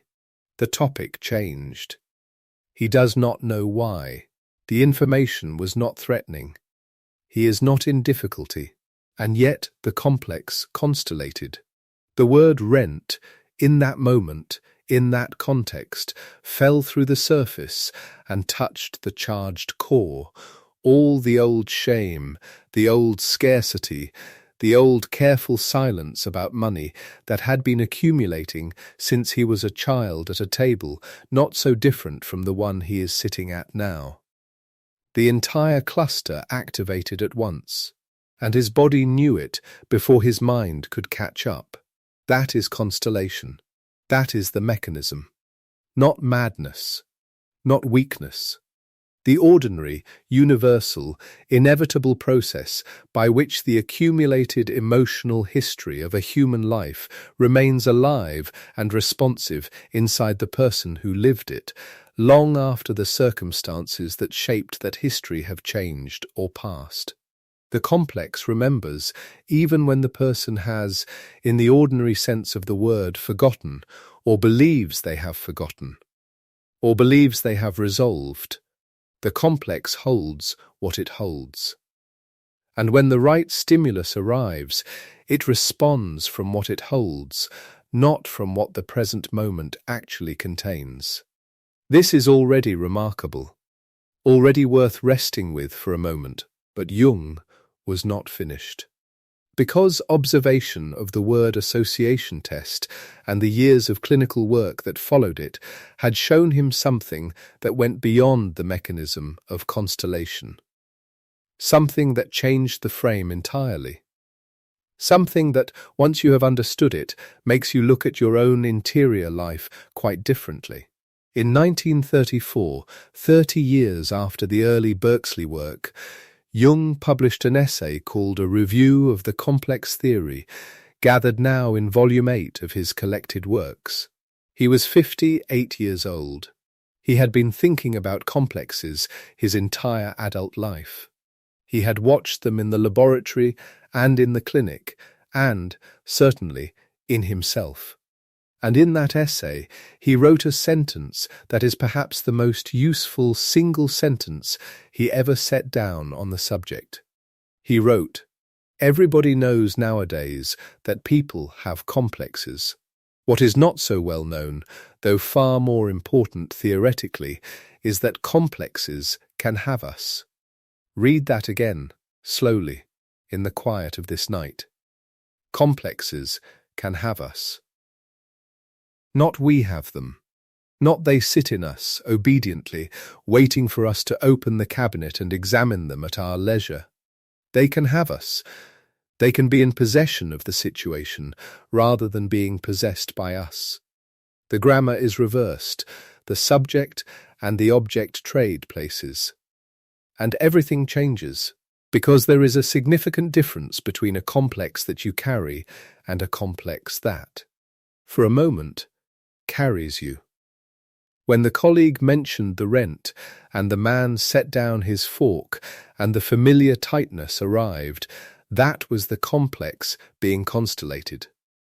That was the complex becoming active, reaching up through the floor of the ordinary, making its presence known. Uncomfortable, perhaps, bewildering, perhaps, but he was still there, still present, still the man who would pick up the fork again in a moment and continue the conversation, carrying his discomfort in one hand and his lunch in the other. But there are other moments, moments that are different in kind, not just in degree. You have known them too, I imagine. The argument where you suddenly found yourself saying things you had not planned to say, in a voice that did not quite sound like yours, with a certainty and a heat that seemed to belong to some older, more wounded version of yourself than the one who sat down to talk. The conversation where a word, a particular word, maybe even a harmless one, maybe one the other person chose without any intent to wound, landed. And something in you that had been quiet became suddenly not quiet at all, and afterward the slight bewilderment. The question, asked quietly in the privacy of the aftermath, where did that come from? That wasn't quite me. Or was it?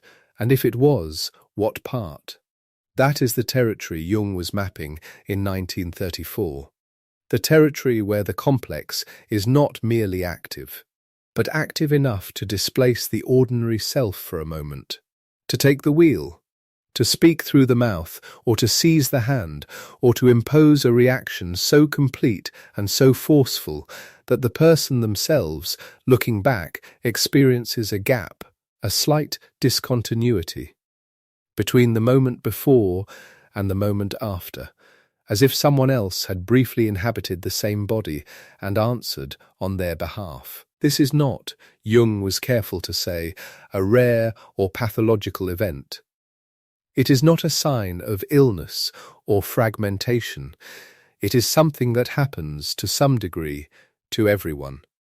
Because the complex is by nature autonomous. It has its own energy, its own organization, its own tendency to become active when the right stimulus arrives. And that autonomy, that independence from conscious control, is precisely what makes it capable of, for a moment, outrunning the will. He described complexes as splinter psyches. That is his phrase. Splinter psyches. Fragments that have, in some sense, broken away from the main body of consciousness. Not entirely. Not permanently, in most cases.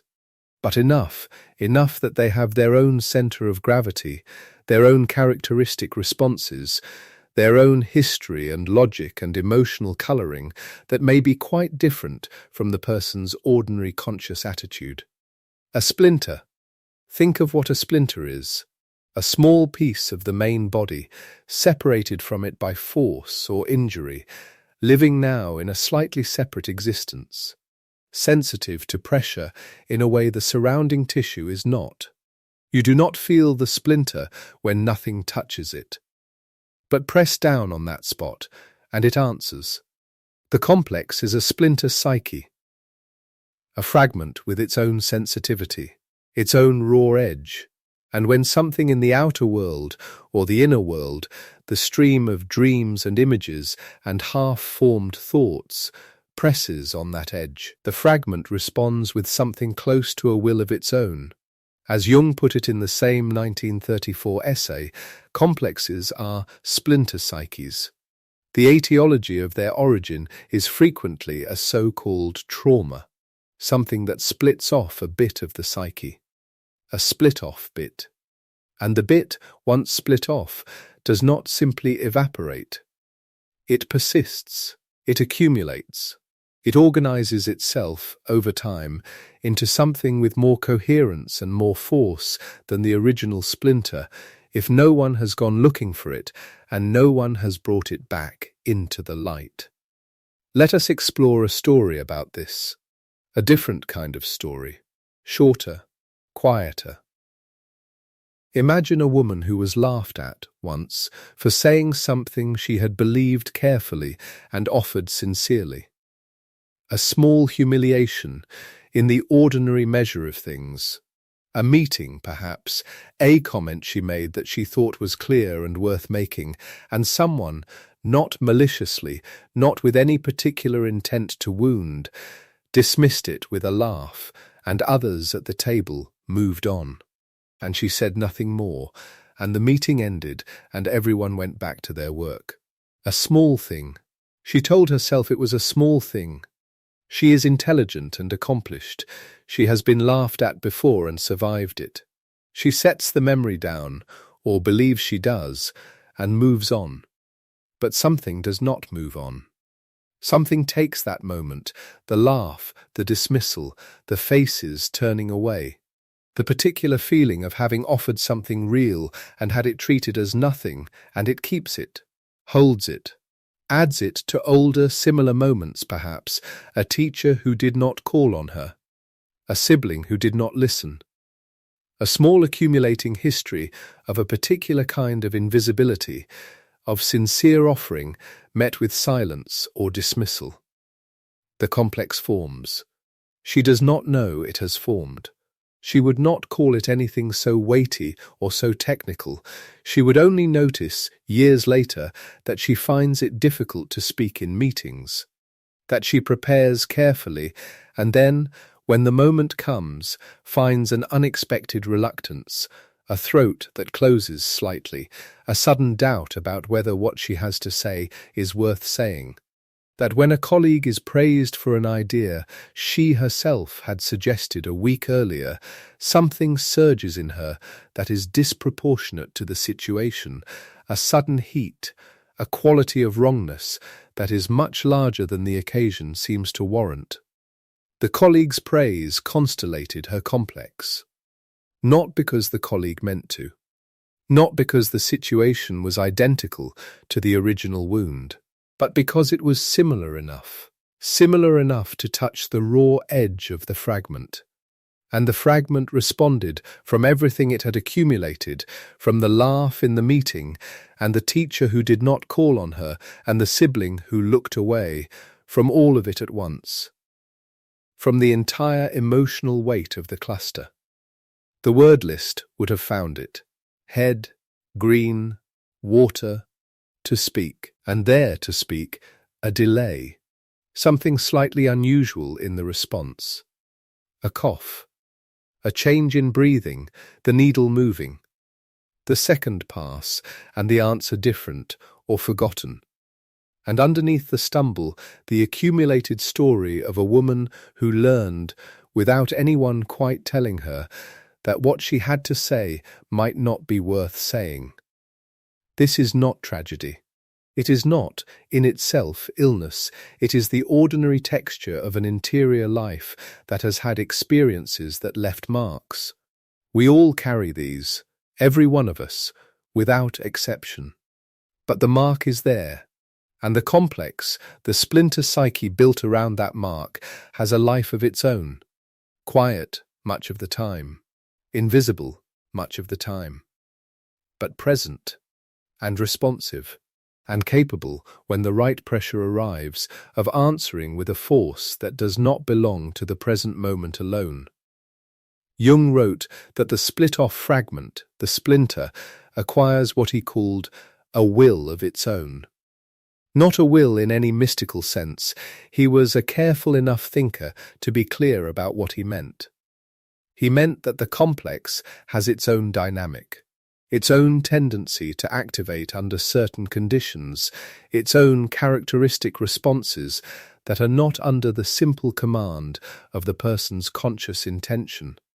You cannot simply decide not to hesitate above the word money if money touches your complex. You cannot simply decide not to feel the old tightness when the old familiar situation recurs. The complex has its own say.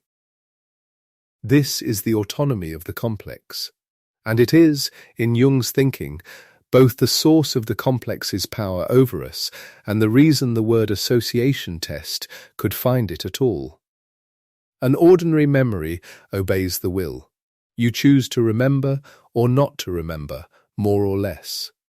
But the complex does not obey the will in the same way. It has its own timing, its own triggers, its own moments of becoming active. It is not fully under conscious management.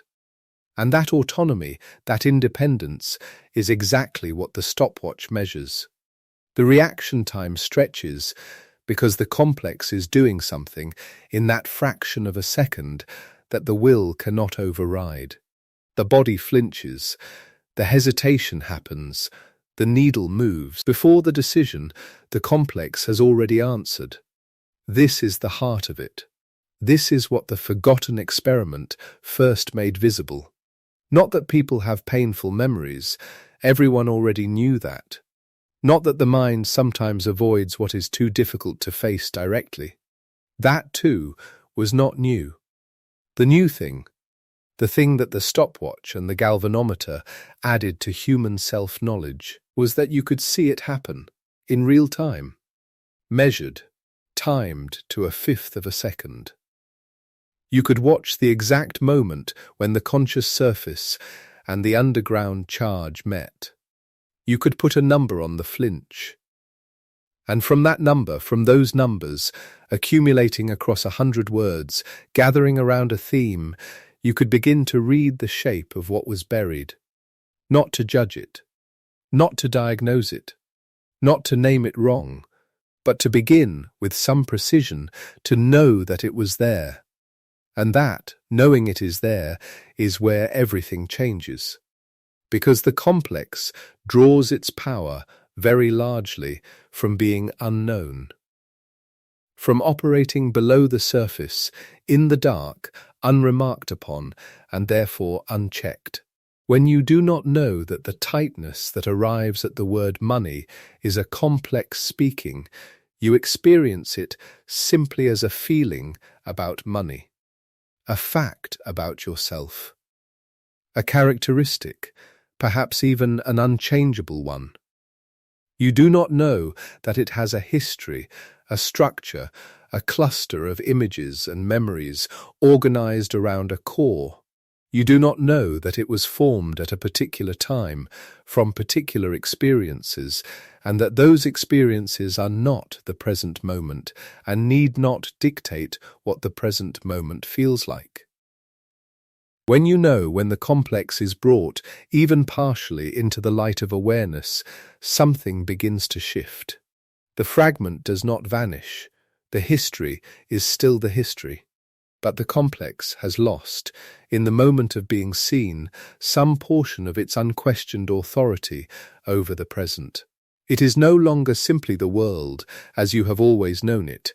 It is a way you have of experiencing the world, shaped by things that happened, things that can be looked at, things that have a face and a name and a moment of origin, even if that moment was decades ago.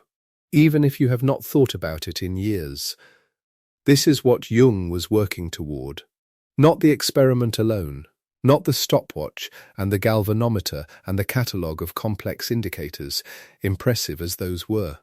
He was working toward understanding toward a map of the interior that was useful, that told you not only where the underground country lay, but something about how it had formed, and something about what it might mean to bring it into the light.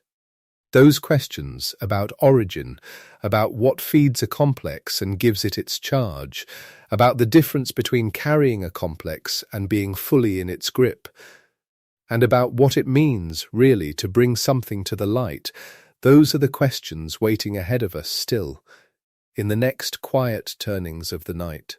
But stay here for one more moment, in this room, in this year.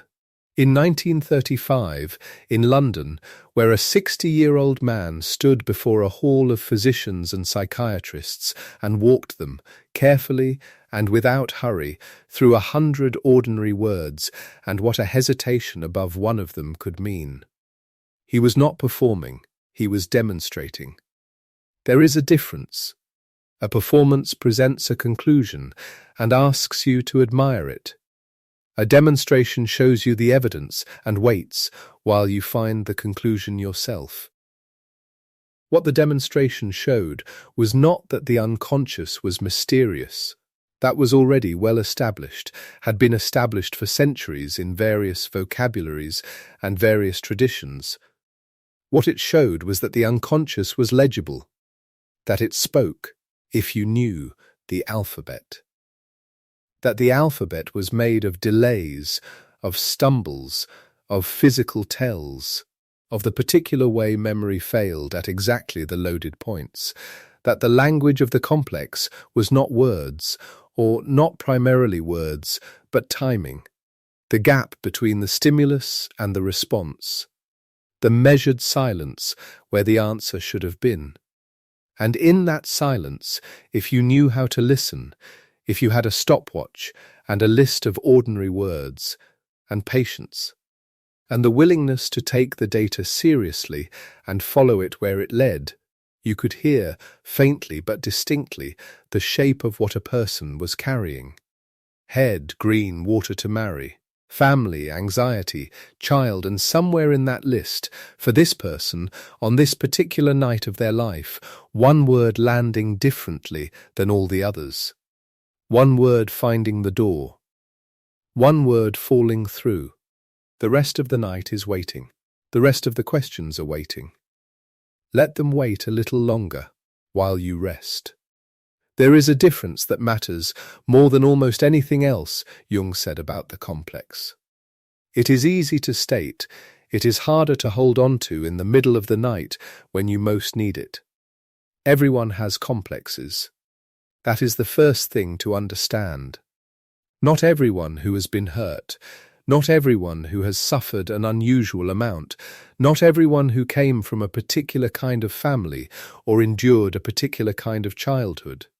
Everyone, a psyche without complexes, would be a psyche without history, without depth, without the accumulated weight of everything it has ever truly cared about.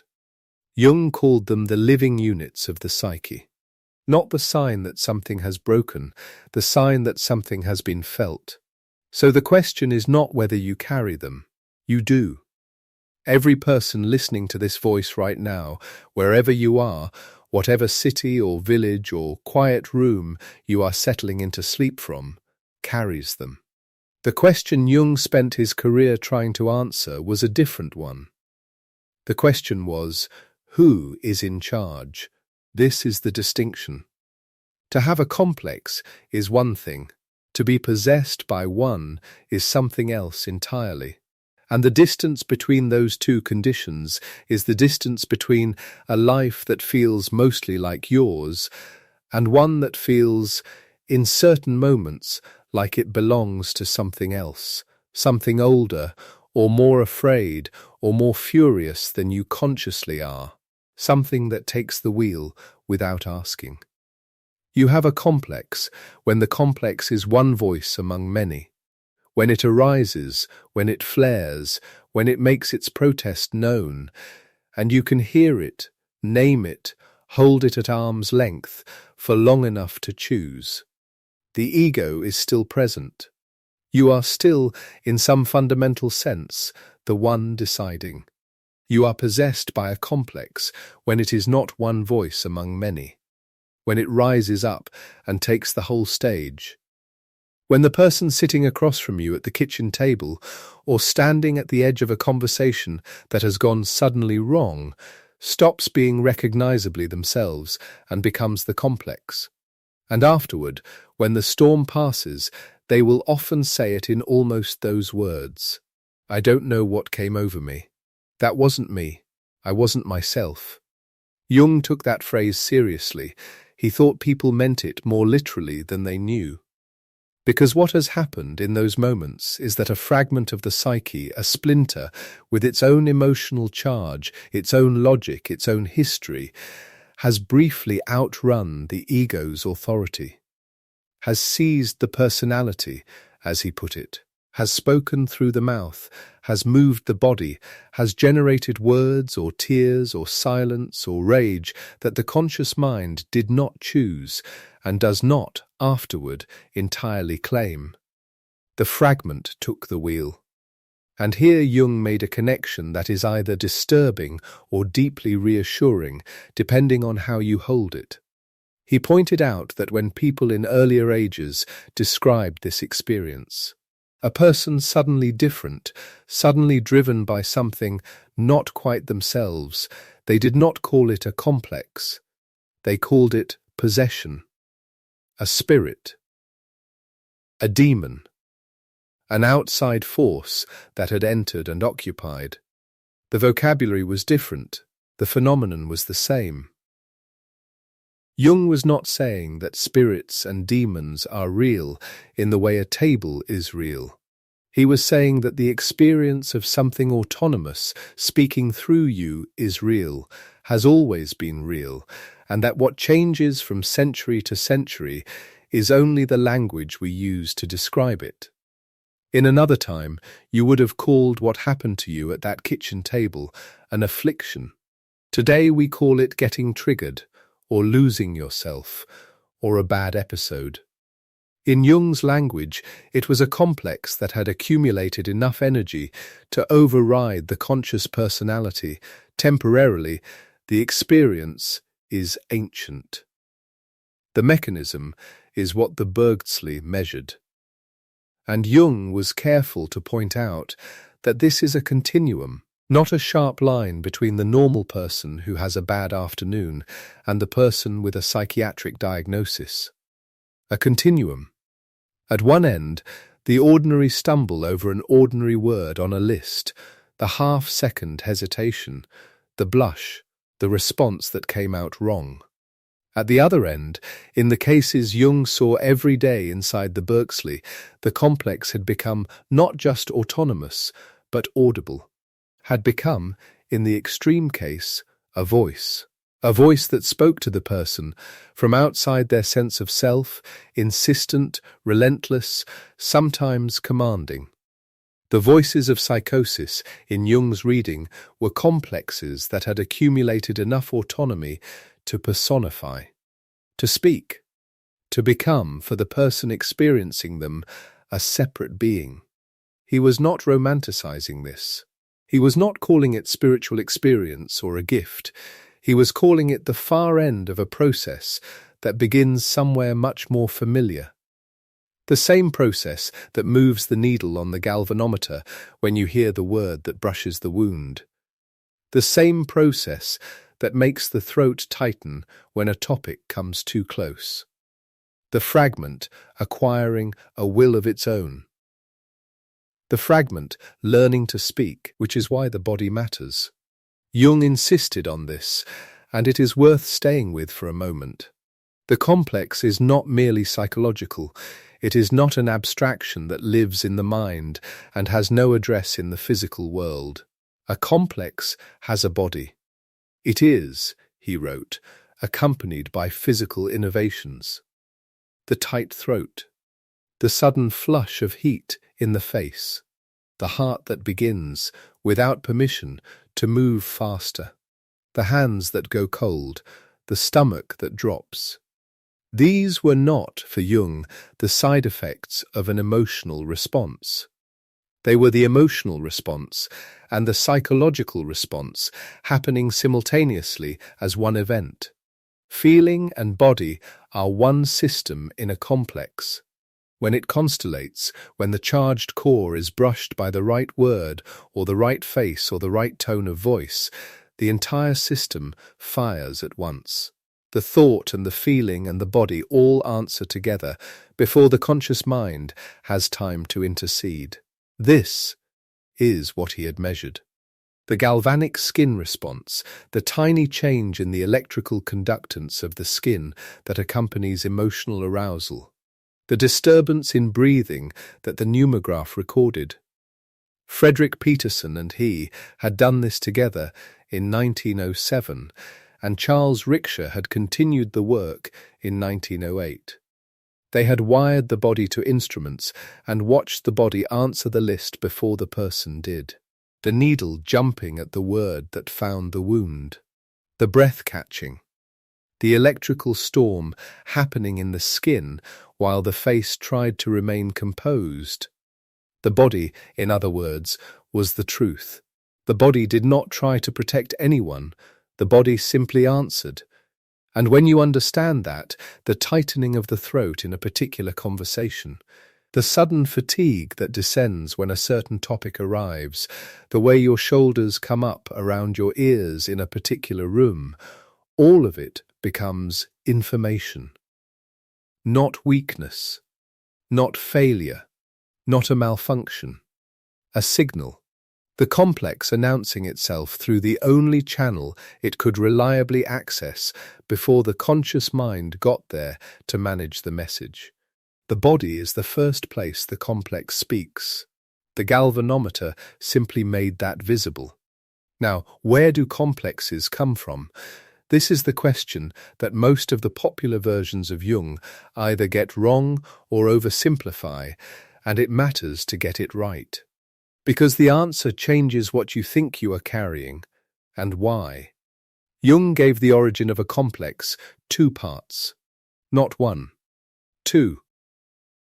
The first part is experience, specifically something that happened, a trauma, a shock, something that arrived too fast or too hard for the conscious personality to absorb and integrate at the time. Something incompatible with the values and the self-image the conscious mind was maintaining. Something, in short, that could not be admitted, and so it was set aside. Pushed below the threshold. Not forgotten, because the psyche forgets almost nothing, but pushed below the level where it could be consciously acknowledged and left there to consolidate, to pull more material down with it, to become, over time, the nucleus of a complex, a cluster of feeling and image and memory fused around that original, unbearable thing. But here is the part most people miss. Not every complex comes from trauma. Jung was explicit about this, and it is important because it means the range of what can form a complex is much wider than most people assume. A moral conflict is enough, a wish that runs directly against what you believe yourself to be, a want that clashes with what you think a good person should want. You want the money, and you believe money is corrupt. You want to leave, and you believe a good parent does not leave. You want the recognition, and you believe wanting recognition is vanity. The two things cannot both be true of you at the same time, and so one of them goes underground. And down there it grows. The conflict that could not be held in consciousness splits off a piece of the psyche, the piece that carries the unacceptable side. And that piece develops, over time, its own energy, its own agenda, its own moments of resurfacing, usually at the worst possible time. This is the experiential part of the origin, the biographical route, the part that has an address in your personal history.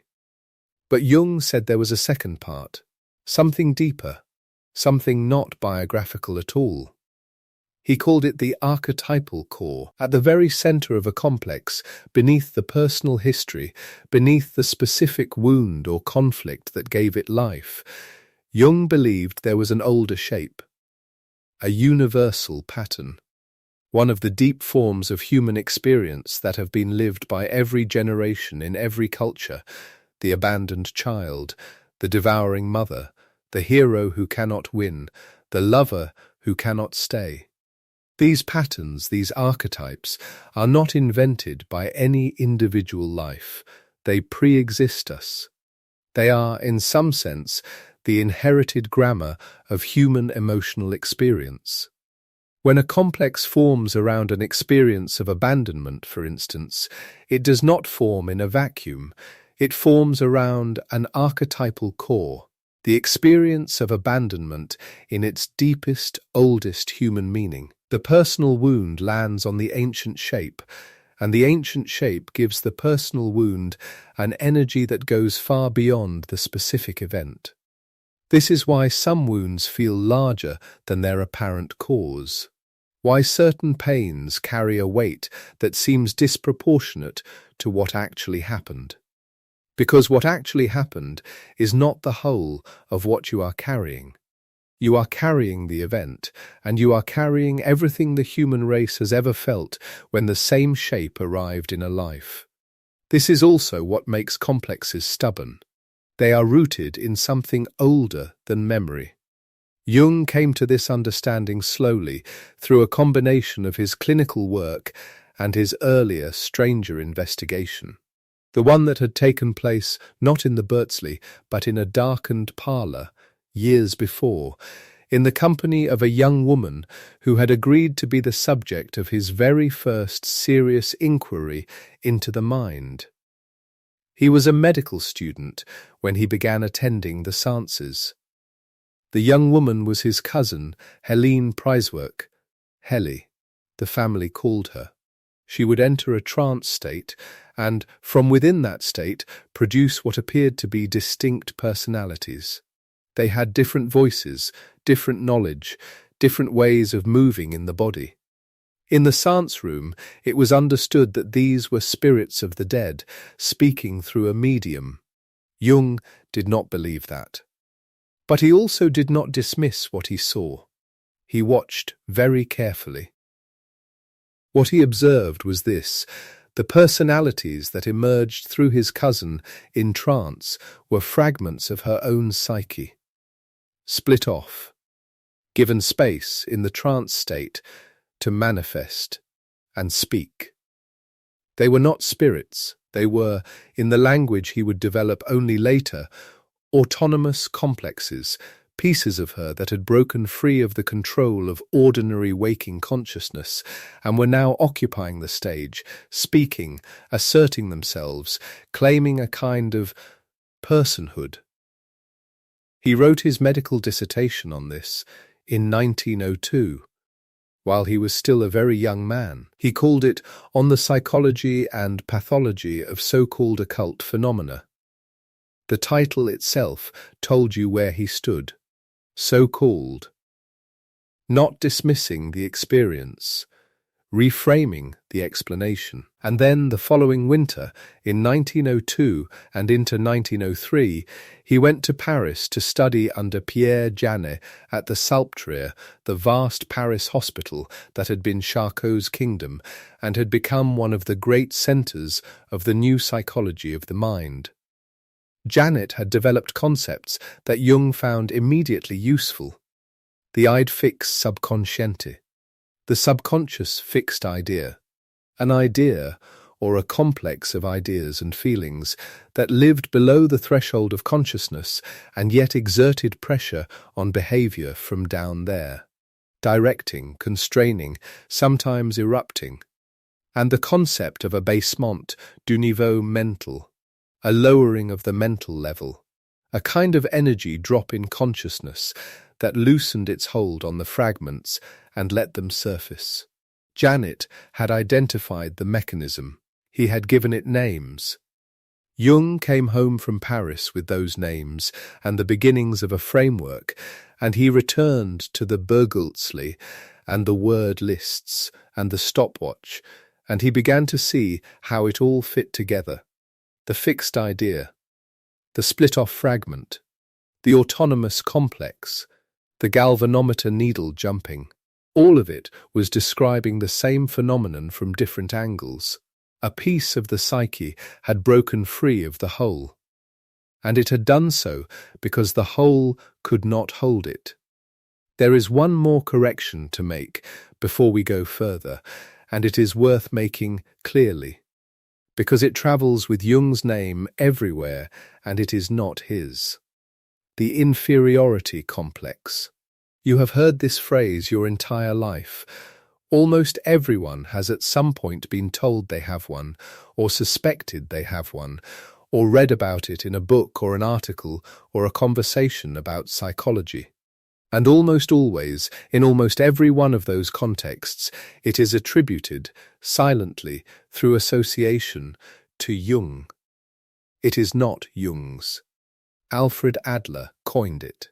Alfred Adler, who was a different person entirely, with a different theory, a different therapeutic approach, and a different understanding of the human psyche. Adler, not Jung. This matters not to assign credit for its own sake, but because the confusion has distorted what most people think Jung was doing. The inferiority complex is a specific, evaluative idea. It names a particular kind of wound, a particular relationship to the sense of one's own worth. Jung's concept is broader than that, more neutral, more inclusive. The feeling-toned complex, in Jung's understanding, is not inherently a disorder. It does not necessarily involve inferiority or pathology or any kind of deficiency. A complex can form around joy as well as grief, around desire as well as fear. A complex is simply a cluster, memory, feeling, image, body, fused together around a charged core and capable of acting with a degree of autonomy. Everyone has them, not as a diagnosis, not as a failing, as the ordinary architecture of an emotional life. A psyche without complexes, Jung said, would not be a healthy psyche. It would be a flat one. Complexes are what give the psyche its contours, its depths, its particular and unrepeatable shape. They are the record of everything that has ever truly mattered. So when the word catches you, when the topic you cannot discuss calmly arrives, when the word on the list takes 4 seconds instead of 2, and your body answers before your mind does, do not think, "Here is my brokenness." Think instead, "Here is something that mattered. Here is somewhere the psyche made a record. Here is a door. The question is what to do with it." This is where Jung's answer is most worth resting in, and most worth slowing down to hear properly. Because the popular answer, confront the thing, relive it, discharge the feeling, let the emotion out, is not quite his answer, or not the whole of it. He called abreaction insufficient on its own. Abreaction is the dramatic reliving of an emotional experience, the release of the stored charge through re-experiencing it. And this can be a part of healing. He did not deny its value. But abreaction alone, he argued, does not accomplish reintegration. The energy comes out. And then it can just as easily go back underground. What he believed was necessary was something more deliberate, more patient, not just the discharge, but the assimilation. The conscious acknowledgement of the material, the split-off piece, the hidden conflict, the unbearable feeling that got pushed below the threshold, brought up into the light, recognized, named, held, and then gradually woven back into the fabric of the whole personality. A complex draws its power from the dark, from not being seen, from operating outside the zone where consciousness can observe it and exercise choice. This is the mechanism behind why certain words cannot be approached calmly, why certain rooms change you when you enter them, why certain conversations always end the same way, no matter how firmly you resolve, they will end differently this time. The complex is running, and consciousness is not watching. Bring it into the light. Name what it contains, not just the surface feeling, but the original wound or conflict at its core, and the energy that has been bound up in it all this time. Hold it there, in the attention of consciousness, without immediately trying to fix it, or argue it away, or decide what to do about it. Let it be seen. And then the energy begins to come back. Not immediately, not in a single conversation or a single night, but over time, gradually, the split-off piece finds its way back into the whole. The complex does not vanish. That is not what happens, and it is important not to expect it. A complex that has formed will always leave some imprint, some particular sensitivity. But it loses its autonomy. It stops operating in the dark. It becomes, again, simply a part of you, one voice among the others, one memory among the many, no longer capable of taking the wheel without permission. This is what Jung meant when he wrote that the complex is the architect of dreams and of symptoms. Not that the dream is the goal, the thing to be analyzed and explained, but that the complex is upstream of the dream. The complex is generating the dream, generating the symptom, generating the moment of inexplicable reaction in the middle of an ordinary afternoon.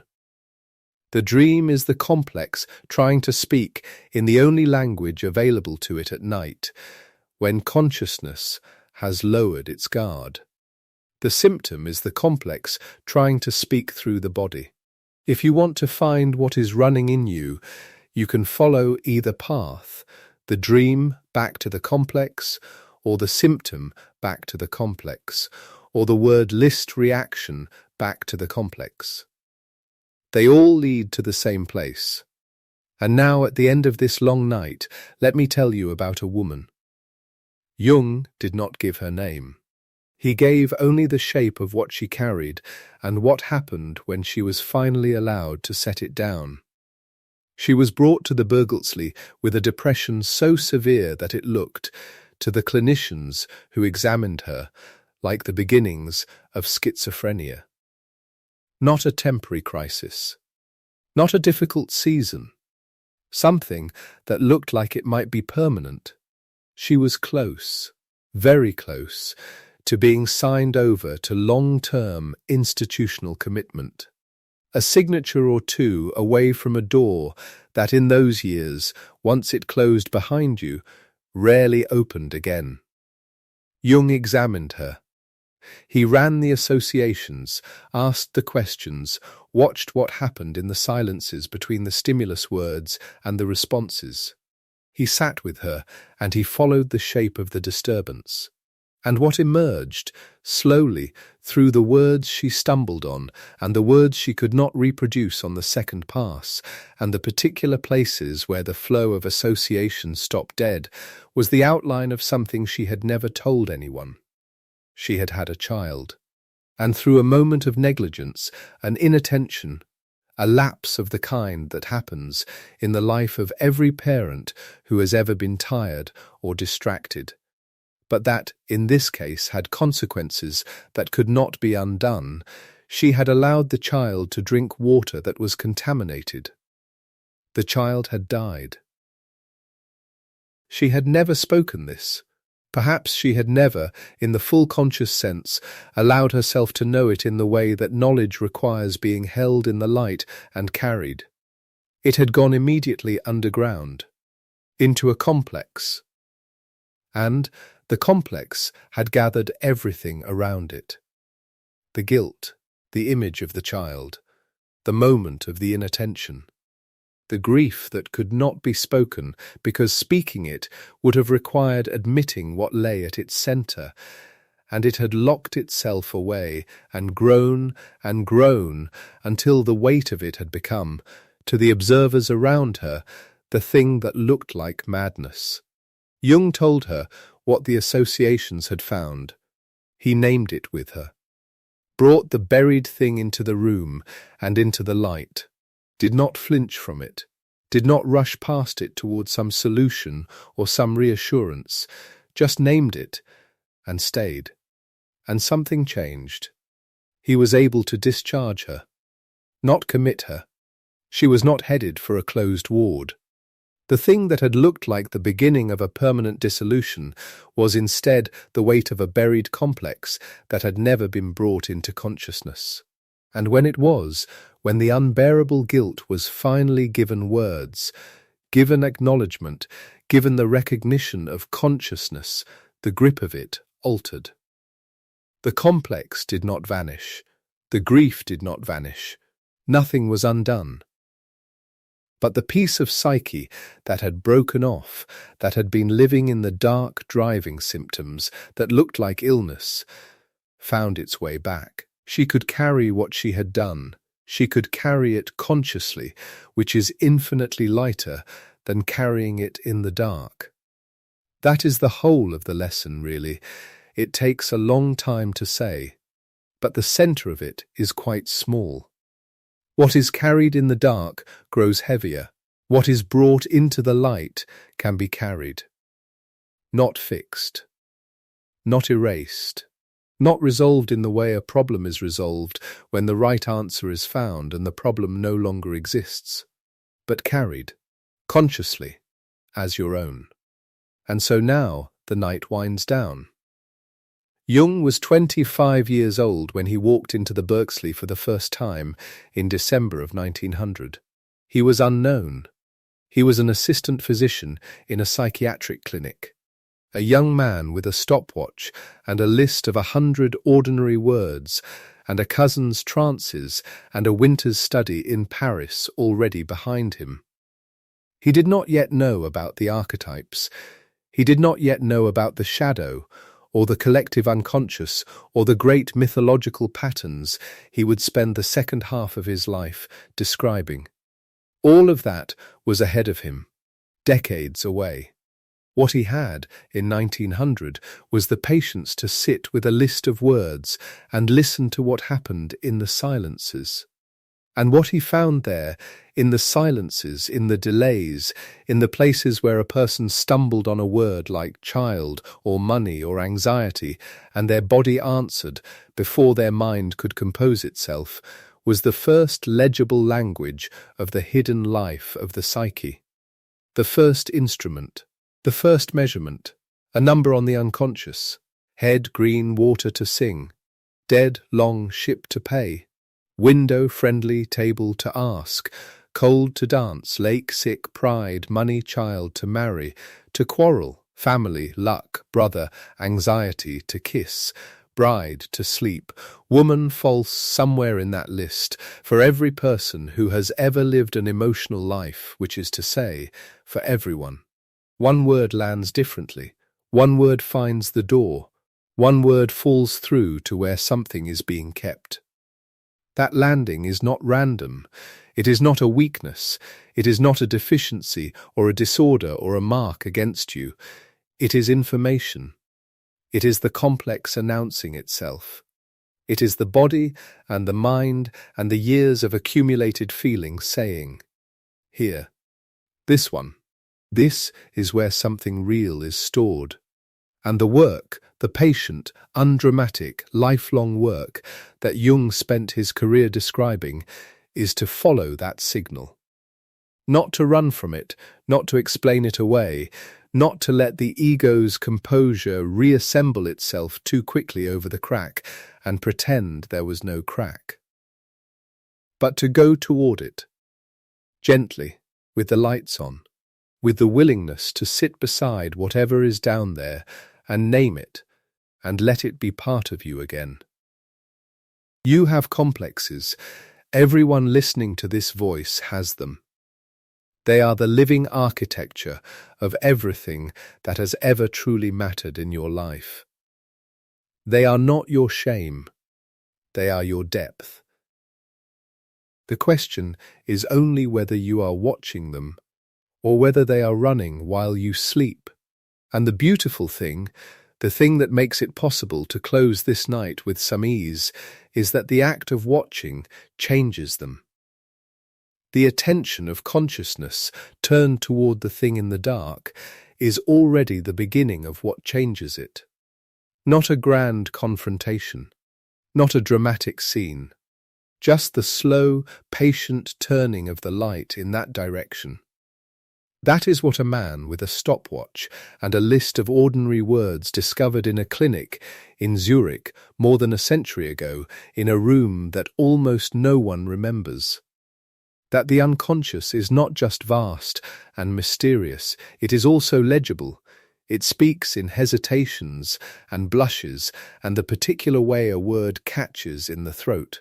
It speaks in the dreams that repeat, in the conversation that always goes the same way, in the old ache that arrives without invitation.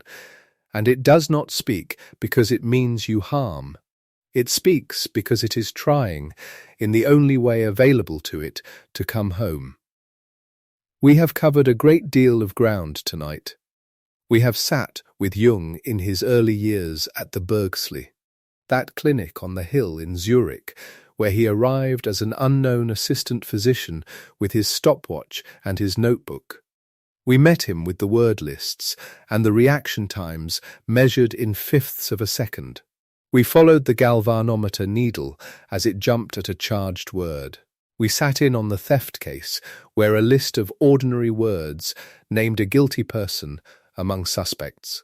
We learned the shape of what a complex is, the feeling-toned cluster, the Gefühlsbetonte complex, a thing with a name and a history and a body and, sometimes, a will of its own. We held the distinction between having a complex and being possessed by one, between the voice that is one voice among many and the fragment that takes the wheel. We went back to the parlour where his cousin Helly held her seances, and then forward to Paris and Pierre Janet, and all the way to a woman in a clinic who was one signature away from a door that might never have opened again, and who walked out instead because the thing she had buried was finally allowed into the light. You do not need to remember all of it. If one thing stayed, one image, one phrase, one moment that felt true, let that be enough. Let the rest settle in the way water settles, quietly, into wherever it is needed. The complex is not your enemy. The hesitation is not your flaw. The word that catches is a door. And the door, when you are ready, opens. Enough stories for one night. Off to sleep now, Grandpa says.